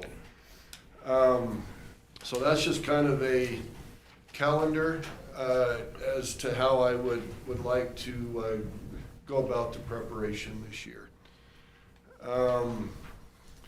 I have council check-ins for later this week. Feel free to look over that and bring ideas and things to me at that time. As far as our audits go, the single audit information has been given to the audit firm. We're just waiting on that. I think the attesting of that will go fairly quick. This is for fiscal year 21 on the single audit. I would estimate we're about 50% of the way through the fiscal year 2022 audit. And so that should be forwarded to them by January 1st, and then hopefully the testing will go smooth on that. The community survey will wrap up on the 13th, and then we should be able to compile the results of our community survey and share that with the council, so we're excited about that. The new City View is out, and it should be hitting homes this week around the community. So we're excited about that, and the behind the scenes has been issued as well. So you can find that on our website, and those are at local businesses around town. The last thing is the city will be putting together a map for holiday lights for the community if they would like to see around town where the best lights are. And that will be on our website, and that should be updated, throughout the holiday season. That's my report. All righty, thank you, Tom. The next thing on our agenda is City Attorney Report. Turn the floor over to you, Wendy. Thank you, Honorable Mayor and Council. The only thing I have this evening is that the Carbon County Commissioners are having a public hearing on December 15th regarding turning Cherokee Road, formally adopting it as a county road. They have called for comment. I have reviewed the documents for that, and it does not look like there is any direct impact on the city. However, if anyone would like me to submit a comment, we have until December 12th to send in comments on that to be considered at the public hearing. Okay, thank you. That it? All righty. Next thing on our agenda is direction from City Council to the city manager or city attorney. Does anybody have anything? Councilman Martinez had his hand up. I'd just like to mention that I had a number of calls about the water, and I've thought about it over quite a bit. I think that this council ought to be able to look at the usage fee, drop it down some so that people's bills would drop with it. Take that money that we drop off the usage fee and put it into the service. We went to $29. My thinking was if we could afford it, would take and go $1 on the service charge, $1 more on the service charge, which make it $30 increase, but lower the usage fee that comes out of the meter and lower the people's water bill. There's just too many people in my ward that just are having a rough time. And I have some rentals, so I keep a pretty average to see how much they were, and most of them ran around the total bill, not just the water, but the total bill ran around $71. And so I'm looking at this summer, it's going to be tough on them. You're talking, $80 water bills. $75, $80 water bills, and it's hard on people that are on a fixed income. because their wages go down, it don't go up. So that's what I would like you to do for me if you could, and give me some numbers and see if we could afford to do it. And then maybe on the meeting of December 20th, I could address the council with it. Thank you. Councilman Smith? I have two areas, one for Tom and one for Wendy. Tom, I'm interested in knowing about the ARPA grant that we were going to apply for in December for the water, and if it's underway, or are we doing it, or what's the status? Yeah, they won't announce that or put the applications out until early January. Oh, so we can't. So we still don't know Okay. the exact details of that, but. Thank you, Tom. Wendy, with regard to Cherokee Road, I know it's in the county, but I would just offer that I don't think that we have I don't have an objection, that it's in the best interest of the citizens to have a county road maintained. And I know when I was county clerk that we had talked about making that a county road, and it just never really happened. But I would like to just go on the record to say I have no objections to that.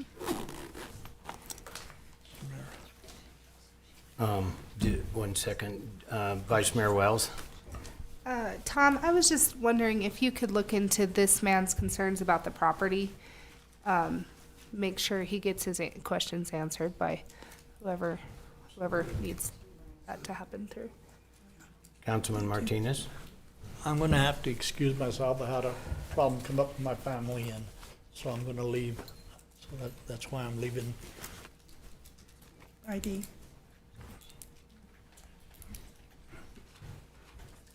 Anybody else? Good night. All right, we will move on to the, should we take a break? Please. Okay.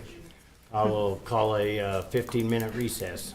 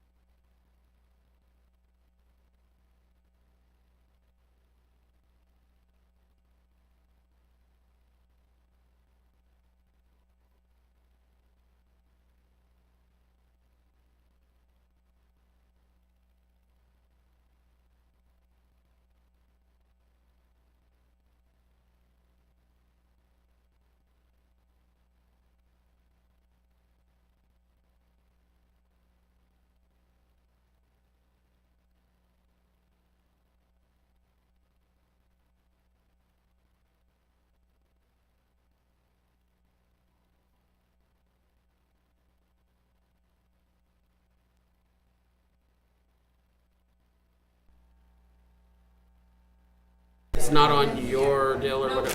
Okay, Well, I okay. think that's what he wants. Let me make sure. I'm like, that's why I came and did it. Yep, more Wi-Fi. Okay. Cool. All right, thank you. I was just like, I'm gonna join the, I just didn't know. So, thank you. So now I join the meeting. You can join the meeting.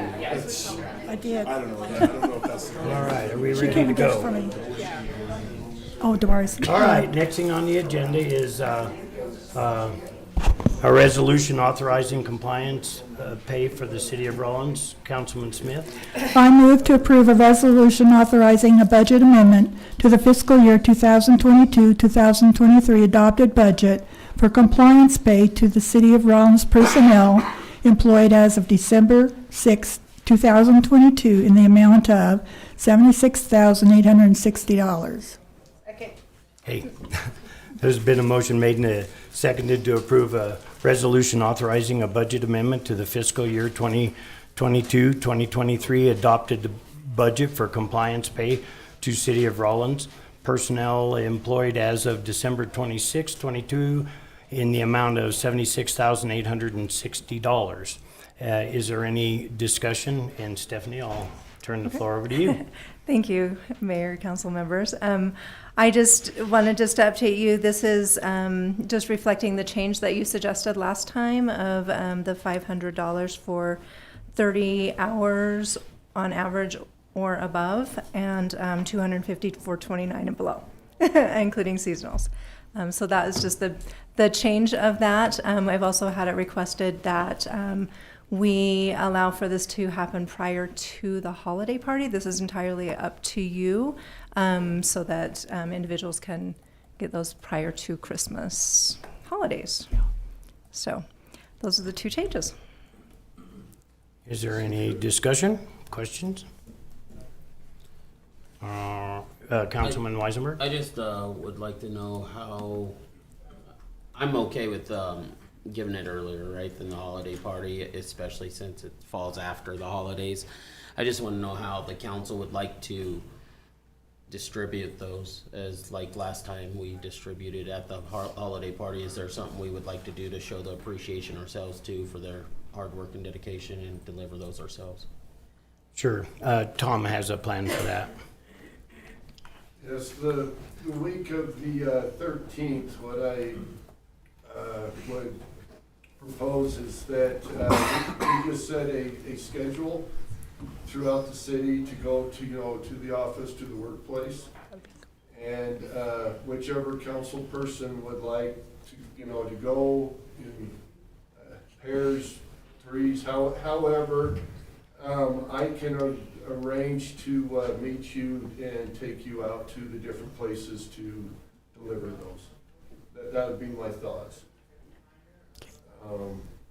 How we do that, either you could communicate with me which ones you'd like to do, or I can just schedule those out with you at your convenience, I guess, as to who would like to go. Like next Tuesday then? Is that? Yeah, it could be any time next week. I will have payroll do those Monday, more than likely get the checks printed.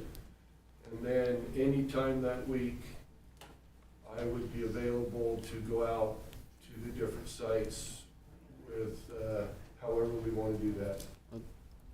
I'd like to possibly be involved in that, to help out with that. Tuesday would work the best for me, though, as I return back to my work schedule on Wednesday. But if that don't work out, then... Well, coordinate with Tom. Okay. I will arrange some with you, and I'll get with you and let you know. Thank you. Me too, Tom. Is there a certain date? Anytime.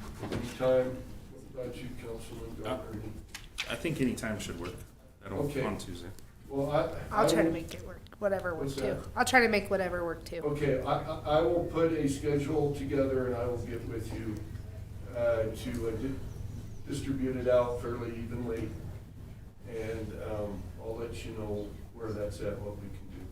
Thank you. Yep. Okay, any further questions, comments? All right, we're okay to do online voting? Mine doesn't go through. Please open online voting. Oh, there it is. Online voting's open.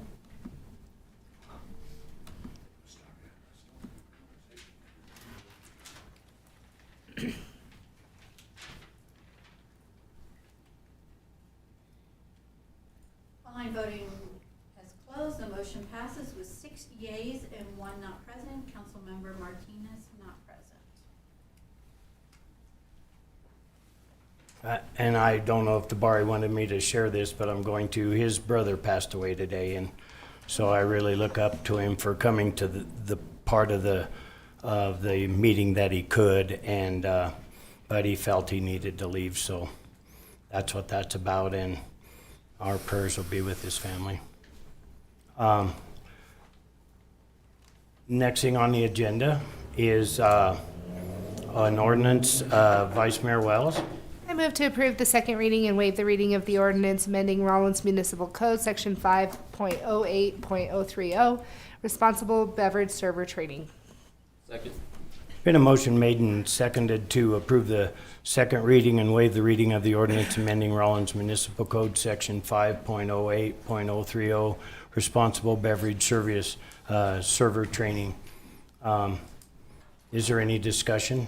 And Wendy, for the people that are out in the world, can you explain what this is about? Yes, sir. First of all, there's been no changes since the first reading on this one. But basically, because the police officers who give this training do not give it as often as they would like, we have changed the requirements for when people have to get their server training once they actually start serving, how long they have between renewals, and that they can actually start their first training via online, whereas before it had to be in person for the very first training. They simply have to have an in-person training within 12 months of their initial certification. Okay. Anybody have any questions or comments? Please open online voting. Online voting is open.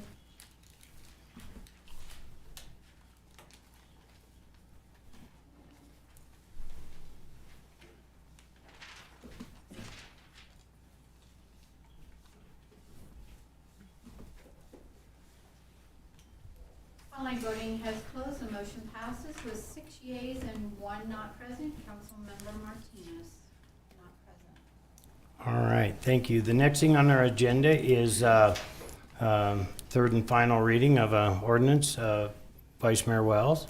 I move to approve the third and final reading and waive the reading of Rawlins Municipal Ordinance 5.08.425, delivery of alcoholic liquors and malt beverages.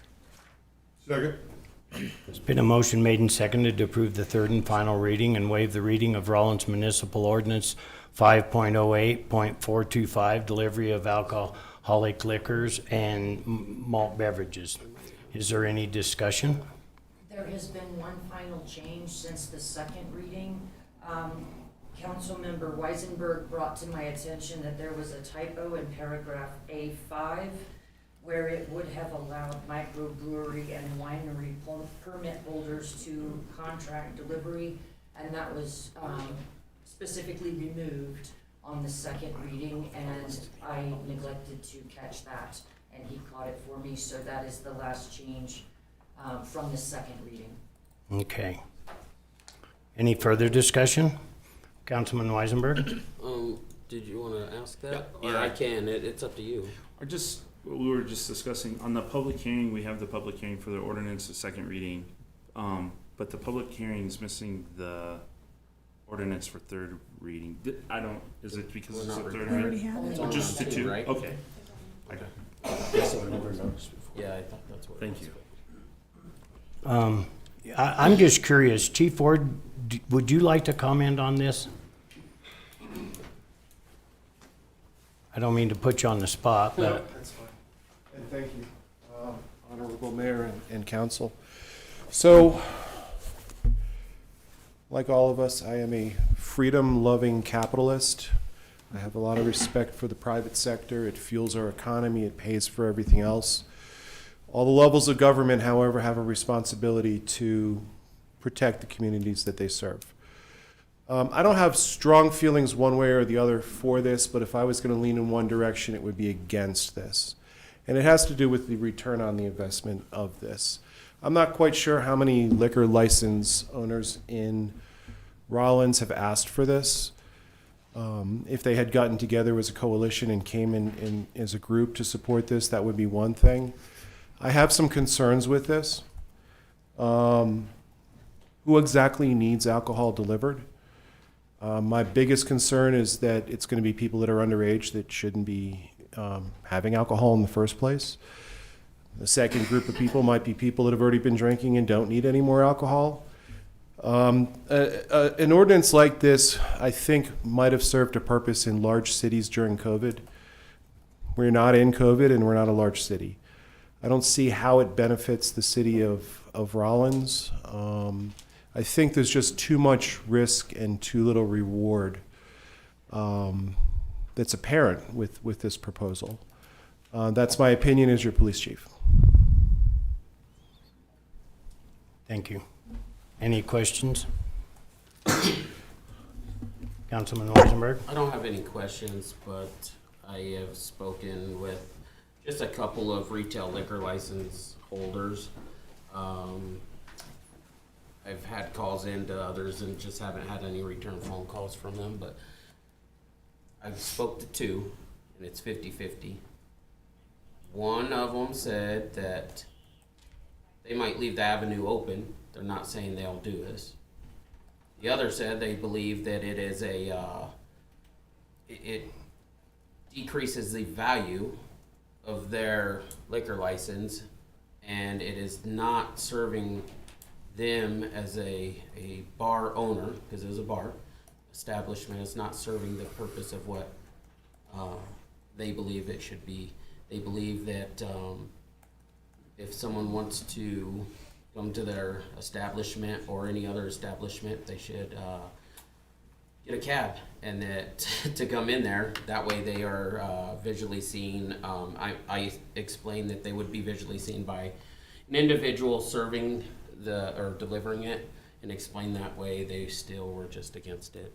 And like I said, the one that wasn't 100% for it just said they might consider leaving the avenue open in case someone wanted to go in to do that stuff.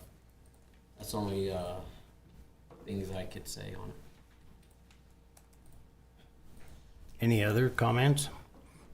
I have one, and I voted for it the first time, against it the second time, and I honestly think that as far as the city is concerned, we would be assuming some liability that is just not necessary. We do have a taxi cab company in town, and like Councilman Weisenberg said, if somebody wanted to go and they weren't able to drive for some reason, they could all support the local cab company. So I'm just not in support of this. Councilman Weisenberg? The other thing I want to ask or say that was a concern is from one of the establishments, they didn't even know about it, what was happening. So they were not aware of it, made aware of it, and they're a holder of a liquor license. So I don't know who asked for this. It wasn't a coalition. We've never heard from any establishment coming in here asking for it that I've seen, or in support or deny of it. That's a concern of mine now. After talking to both owners, I honestly don't know how to feel about it now, except for, taking their consideration in. I was approached by two different potential people that that are in support of it. So, I mean, there is support as well out there. So. Okay, any further comments? Please open online voting.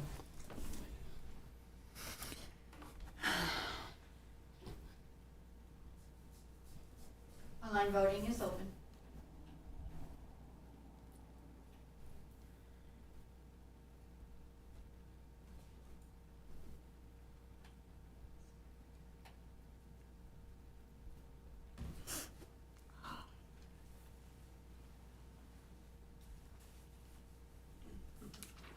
voting has closed. The motion passes with 4 yeas, 2 nays, and 1 not present to vote.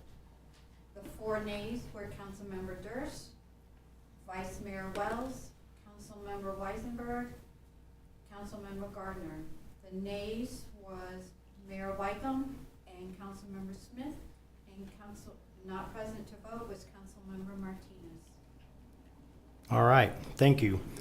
The next thing on our agenda is payroll, approval of payroll. Councilman Durst. I move to approve the November 6, 2022 through November 19, 2022 payroll register for $248,969.43. Second. There's been a motion made and seconded to approve the November 6, 2022 through November 19, 2022 payroll register for $248,969.43. Is there any discussion? Seeing none, please open online voting. Online voting is open.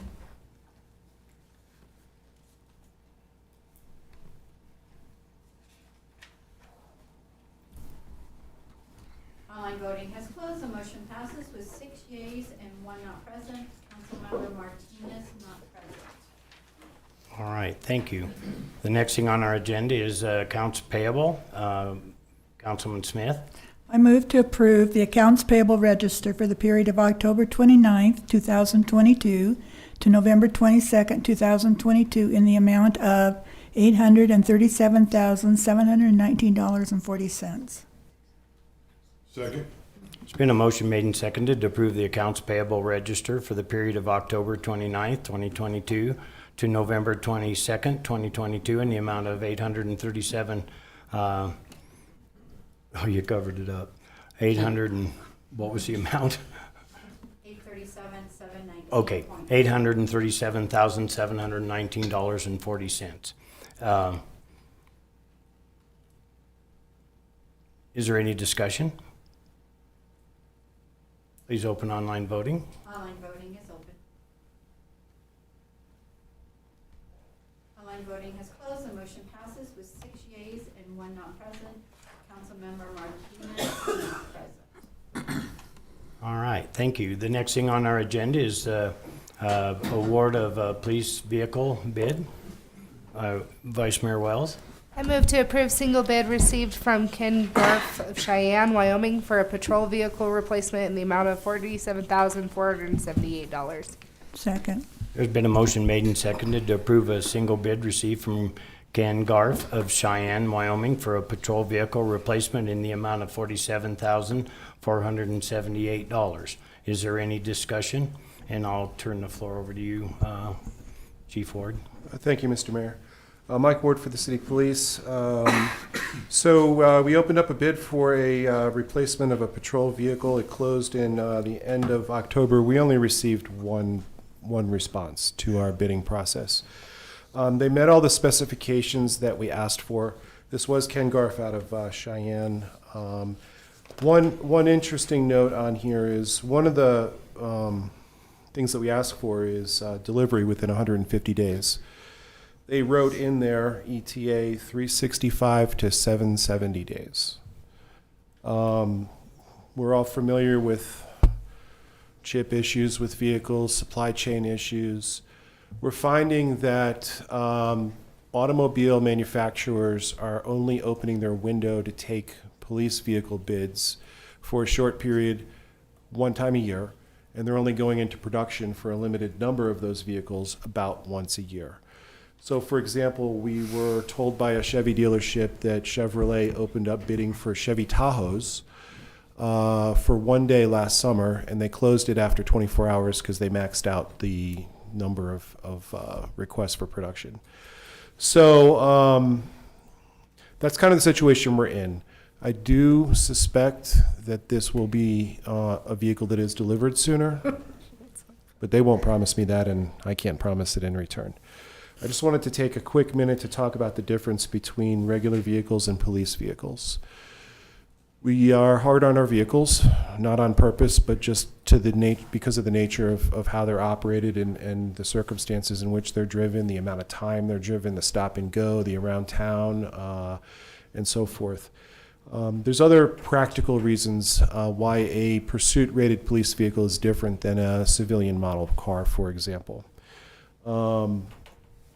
The electronic system is a lot beefier. We have not only lights and sirens and radios attached into our electrical systems, but we also have mobile data terminal computers and video cameras that draw a lot of electricity. And even with the beefed up electronic systems, our cars frequently need to be jumped anyway. Tougher suspensions, bigger brakes, and things like that. There's other simple practical reasons too. Civilian cars come with carpeting and cloth or leather seats. We have vinyl flooring because they're exposed to body fluids on a regular basis. Our back seats are plastic, and the front seats are usually a cloth, but it's a tougher cloth. So that's the reason why we need these vehicles that are specially built for what we do. They're also pursuit rated for being able to be driven at high rates of speed. I've been asked before, why don't you just go down and buy a car? By a number of people, and I just don't think that a lot of people know that there's a difference and there's reasons for it. If you remember or ever saw one of my favorite movies, The Blues Brothers, Belushi and Aykroyd are sitting in a car, and Belushi had just gotten out of jail, and Aykroyd had purchased into a police car, and he said, "What did you buy a police car for?" And he said, "Cop brakes, cop suspension, cop alternator." It's true. They are built differently, and they're built to last. So that's why we purchase pursuit-rated vehicles, and right now the possibility of acquiring them is just really tight. And we did receive this bid, and we'd like to keep it. Any questions? Councilman Durst? I just have one that's a legal question. Do we have to do anything if the bid delivery date was different? I mean, does their corrected version change? Like, is there anything that needs to be done to make that delivery date be legal, or does that make sense? By us accepting the bid as written, we are accepting that delivery timeline. And we're okay okay. I just want to make sure. Councilman Weisenberg? The other thing goes kind of along with Councilman Durst for legal is binding another council. The payment for this won't come out until the delivery, I'd imagine, or so is this something with new members of council coming on, do we have to kind of wait? Mm-mm. Or are we good to do that? It was already allotted or approved.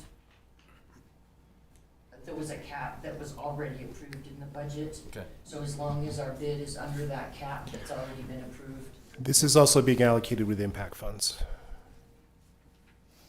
Thank you, I just want to clarify. Any further discussion? Please open online voting. Online voting is open.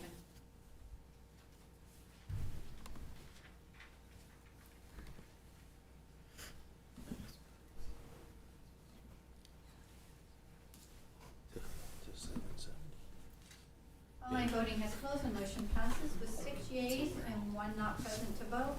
Councilmember Martinez not present to vote. Thank you. All right, thank you. Next thing on our agenda is MOU. Vice Mayor Wells. I move to approve a memorandum of understanding between the City of Laramie, Wyoming and the City of Rawlins, Wyoming for law enforcement extraterritorial assistance. I almost said terrestrial. Internally, we are also referring to it as extraterrestrial or the ETMOU. You never know, Jackie. Second. Did you second that? Both of us did. Okay. He can Thank do you. it. There's been a motion made to approve the memorandum of understanding between the City of Laramie, Wyoming and the City of Rawlins, Wyoming for law enforcement extraterritorial assistance. Is there any discussion? And I will turn the floor over to you, Chief Thank you, Ward. Mr. Mayor. So I'm very familiar with MOUs or memorandums of understanding between law enforcement agencies. I came from the DC area where we had a big overlapping of federal, state, local, all kinds of different agencies, and these were critical for us there to delineate who was responsible for what. This particular MOU was already in existence, and Laramie got a new chief and asked one of the assistant chiefs to go through all the MOUs and get them freshened up. So these MOUs have to do with municipal aid between law enforcement agencies here in Wyoming. There is a state law, Wyoming Statute 7-2-106, that already makes it permissible for a law enforcement officer or agency to ask for assistance from another outside of their jurisdiction, which then gives that law enforcement officer jurisdiction to do what they need to do.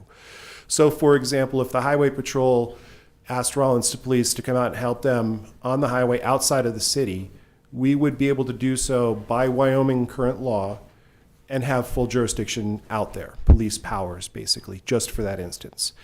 However, MOUs are kind of things that lay the groundwork and provide structure before something happens. They also, in my experience, provide a lot of discretion for both of the entities, or however many entities are entering into the agreement. So, for example, this one with Laramie provides Laramie and the city of Rawlins the ability to ask each other for police help during certain circumstances when they would need it. That would include personnel and materials. However, it provides an out or an off-ramp or an escape valve or whatever term you want to use that allows for control. So if Laramie asked for help, even if we have to, after we signed this, that doesn't mean we have to go. Also, it gives me the discretion to say, okay, we're going to send this, and I can pull it back at any time as well. Very familiar with working outside of my jurisdiction. I've spent a lot of time in the District of Columbia, Baltimore, and other jurisdictions that were not my home jurisdiction. There for major events. I've been federally deputized. I've worked under the auspices of MOUs before. As the police chief, I would have very tight control over something like this. These are basically in place for a very bad situation where one of these two jurisdictions, us or Laramie, would need to ask for assistance. Any questions, comments, Councilman Weisenberg? I know this isn't, this is just for Laramie, but do we have an MOU that needs to be updated also for, say, Rock Springs, Casper? So we don't have as many MOUs as I would think. I would anticipate that probably initially Laramie initiated this one back in the day. Currently, we have a combination of MOUs and what I would call letters of agreement. We have a total of 37. Easily half of them are specific to WyoLink, where we have agreements with other jurisdictions allowing us to put their radio channel on our radio. Not a big deal. Prior to the WyoLink ones on the list that we have, I have 17, but most of them are pretty specific. We have an MOU with Carbon County Sheriff's having to do with prisoner housing. We have one with the hospital having to do with AEDs. We have one with the state pen with DOC. We have one with animal shelters from different jurisdictions. This is one of the only ones that has to do with true police business and lending resources back and forth. Should we have more? Yes. That'd be a bad idea to start. Any other questions or comments? All right, thank you. Please open online voting.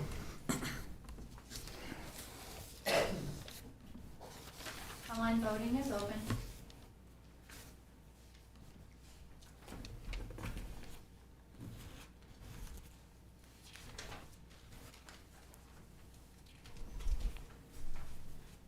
Online voting is closed. The motion passes with 6 yeas and 1 not present to vote. The 1 not present to vote was Councilmember Martinez. Thank you. Mr. Mayor, I have one other topic that I probably should have brought up earlier during department reports, but I held it because I knew I was going to be up here. Do you mind if I mention it really quickly? No, please go ahead. Okay. About a month ago, I found out that HF Sinclair has a community engagement division that invests back in the community in ways that benefit the community, but also benefit the community where HF Sinclair's employees live. So they reached out to me and told me they had some money left at the end of the year. This was on a Friday, and I had to submit something to them by Monday. So I scrambled and came up with some things that the police department could have used. Of the list, I was concerned about some of the security issues in the station. So our evidence area in the basement of the station is very secure, but I felt like a video camera covering it would provide more security, but also I'm also concerned about officers packaging evidence and inadvertently getting exposed to things like fentanyl, and then nobody knows that they've dropped on the ground because nobody's down there with them. So another thing I asked for was a secure door to our interrogation room. I was a little shocked to find out that it's not a secure door, and in fact it locks from the inside. So when we've had, on the rare occasions that we have people in there that we're concerned about, I have to take an officer and put them in the hallway right outside the door. Because if you come out of the room and take a left, the fire exit's right there. Another thing I was concerned about was gun lockers, which are small boxes usually on the wall that law enforcement officers will lock their gun in before they go into an area where there's a prisoner. We didn't have that up by our interrogation room. So I asked for like a laundry list of things that I put together with pictures to submit to them on that Monday. And they end up awarding us money for the camera, the security door, and the gun locker boxes. So that money was going to come to the city, and then we're going to use it specifically for those purchases. I just wanted to make you aware of it and make sure you're okay with that. Oh, yeah, that's awesome. Okay. Thank you, Holly. And we certainly appreciate Sinclair for doing what they do. Absolutely. Okay. Thank you very much. Thank you, Chief. All right, the next thing on our agenda is resolution for adoption of Title IX or whatever. Councilman Smith? I move to approve resolution for adoption of Wyoming Statute Title IX, Chapter 13, Ethics and Disclosure Act, Sections 101 to 107 and 109 as City Council Code of Ethics. Do I hear a second?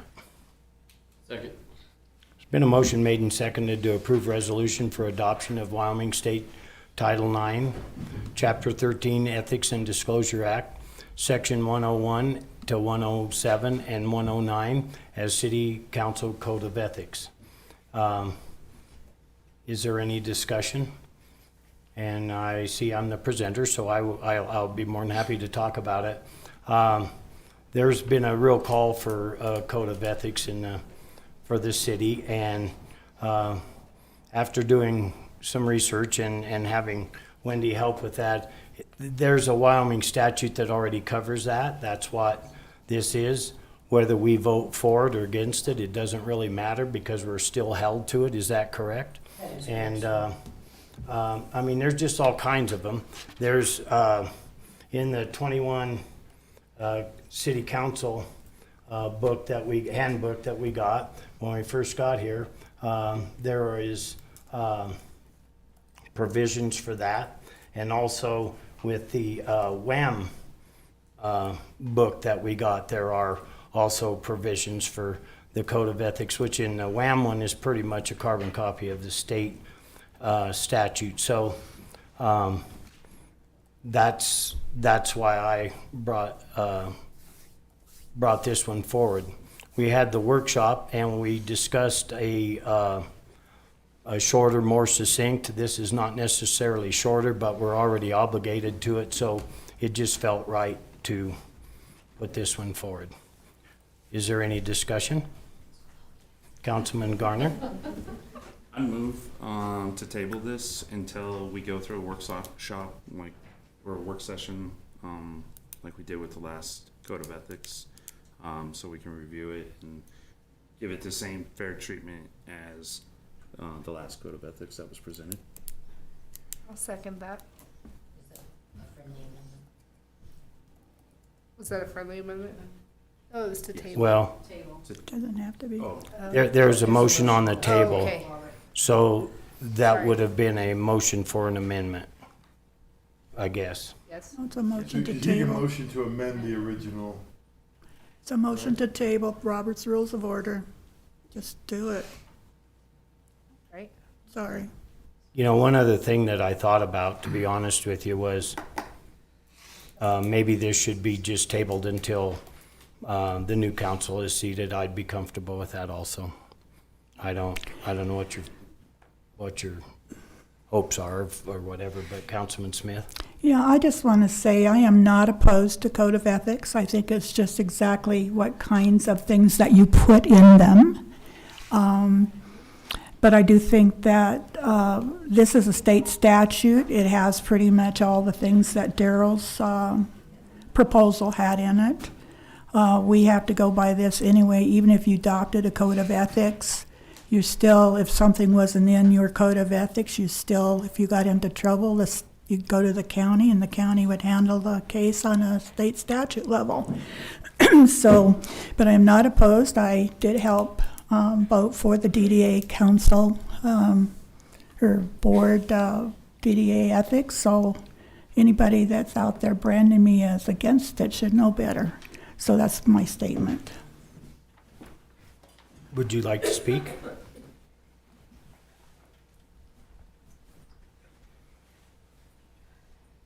So I was a bit confused when this came out, as it's not longer, it's longer.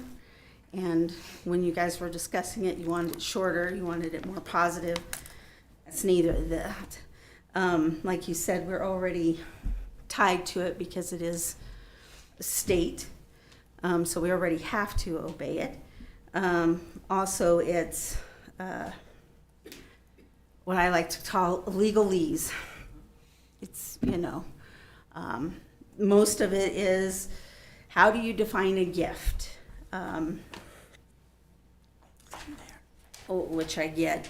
Some of it talks specifically about state employees rather than the city employees.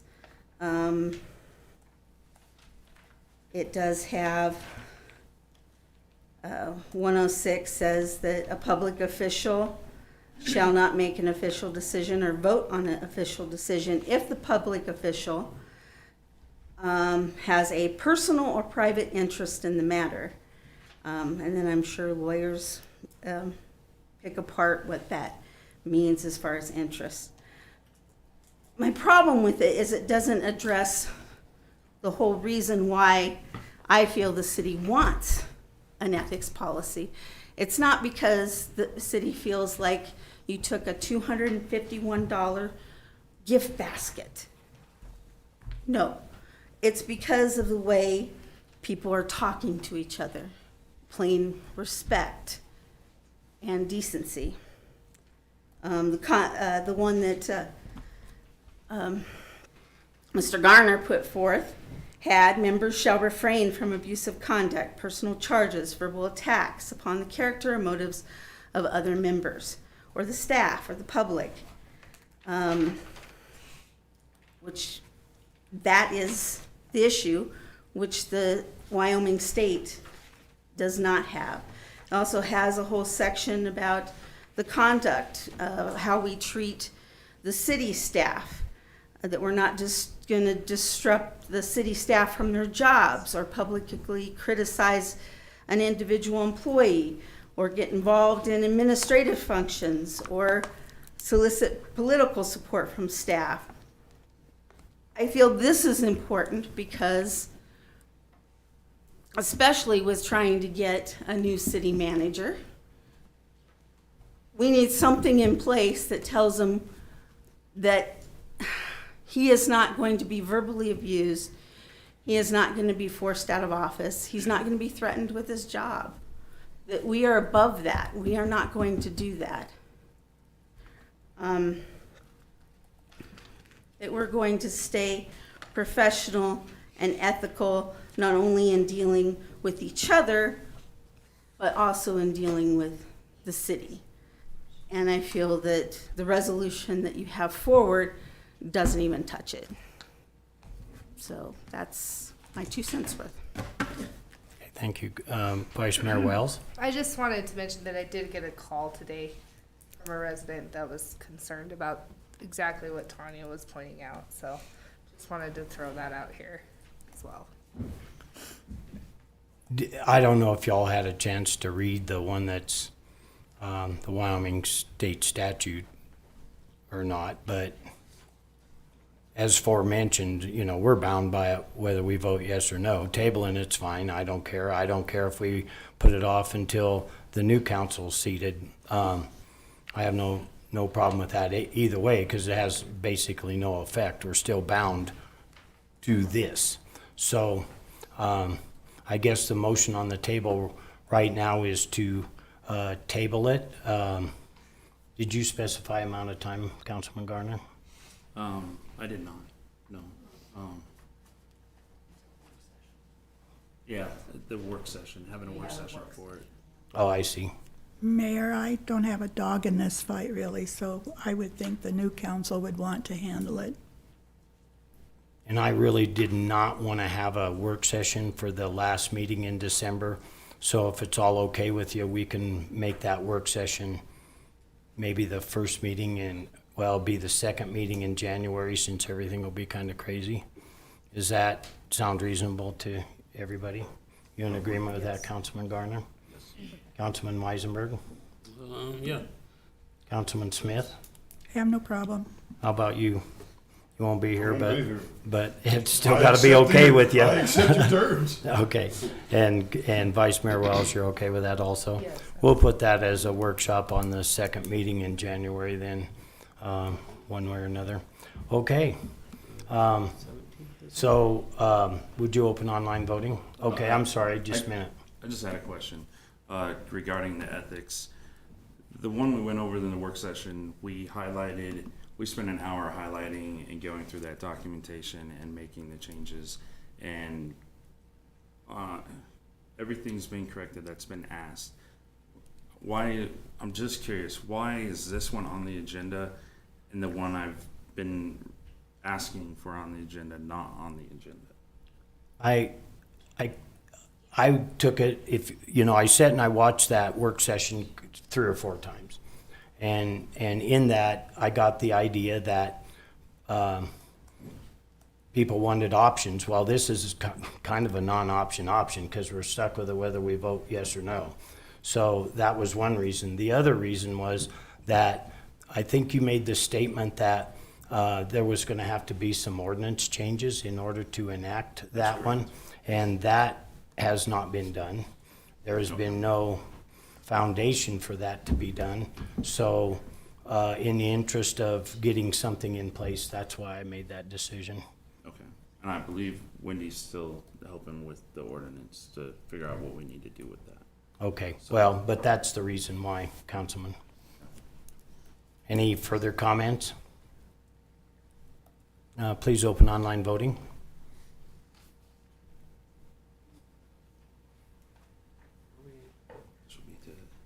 Motion to table. Just want to make sure it's like pops up right on the screen. For the second. Online voting has opened. I better close this, because that's.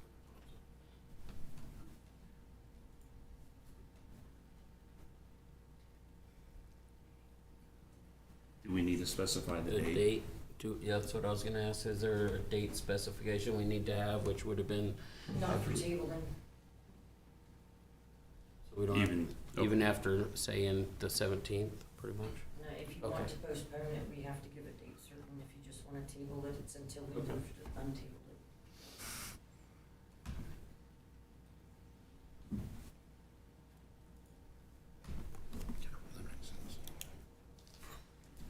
Online voting has closed. The motion passes with 6 yeas and 1 not present to vote, and the 1 not present to vote was Martinez. Councilmember Martinez.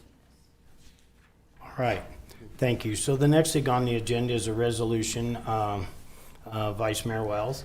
I move to approve the resolution permitting the City of Rawlins, Wyoming liquor license holders to operate for a period of 24 hours pursuant to Rawlins Municipal Code, Section 5.08.400C, December 31st, 2022, New Year's Eve, March 17th, 2023, evening of St. Patrick's Day, July 29th, 2023, first Saturday night of Fair Week, and October 28th, 2023, Saturday night prior to Halloween. Second?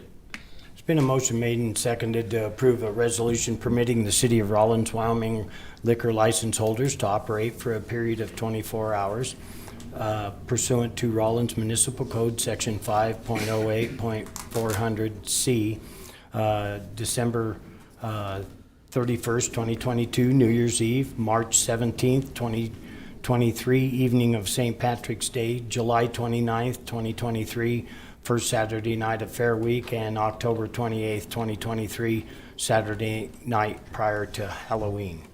Is there any discussion? Seeing none, please open online voting. Online voting is open.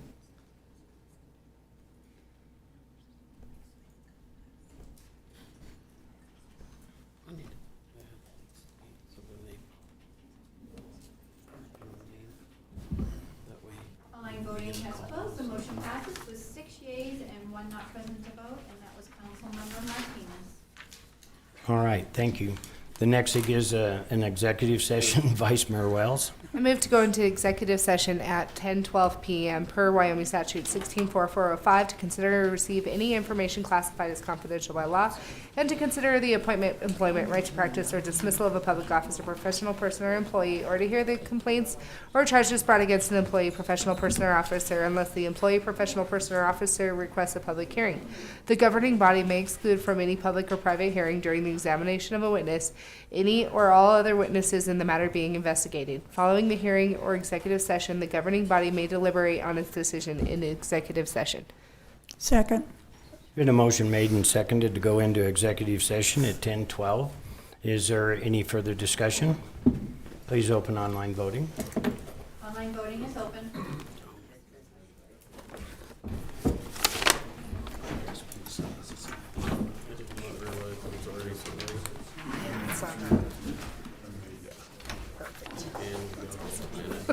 Online voting has closed. The motion passes with 6 yeas and 1 not present to vote, and that was Councilmember Martinez. Thank you.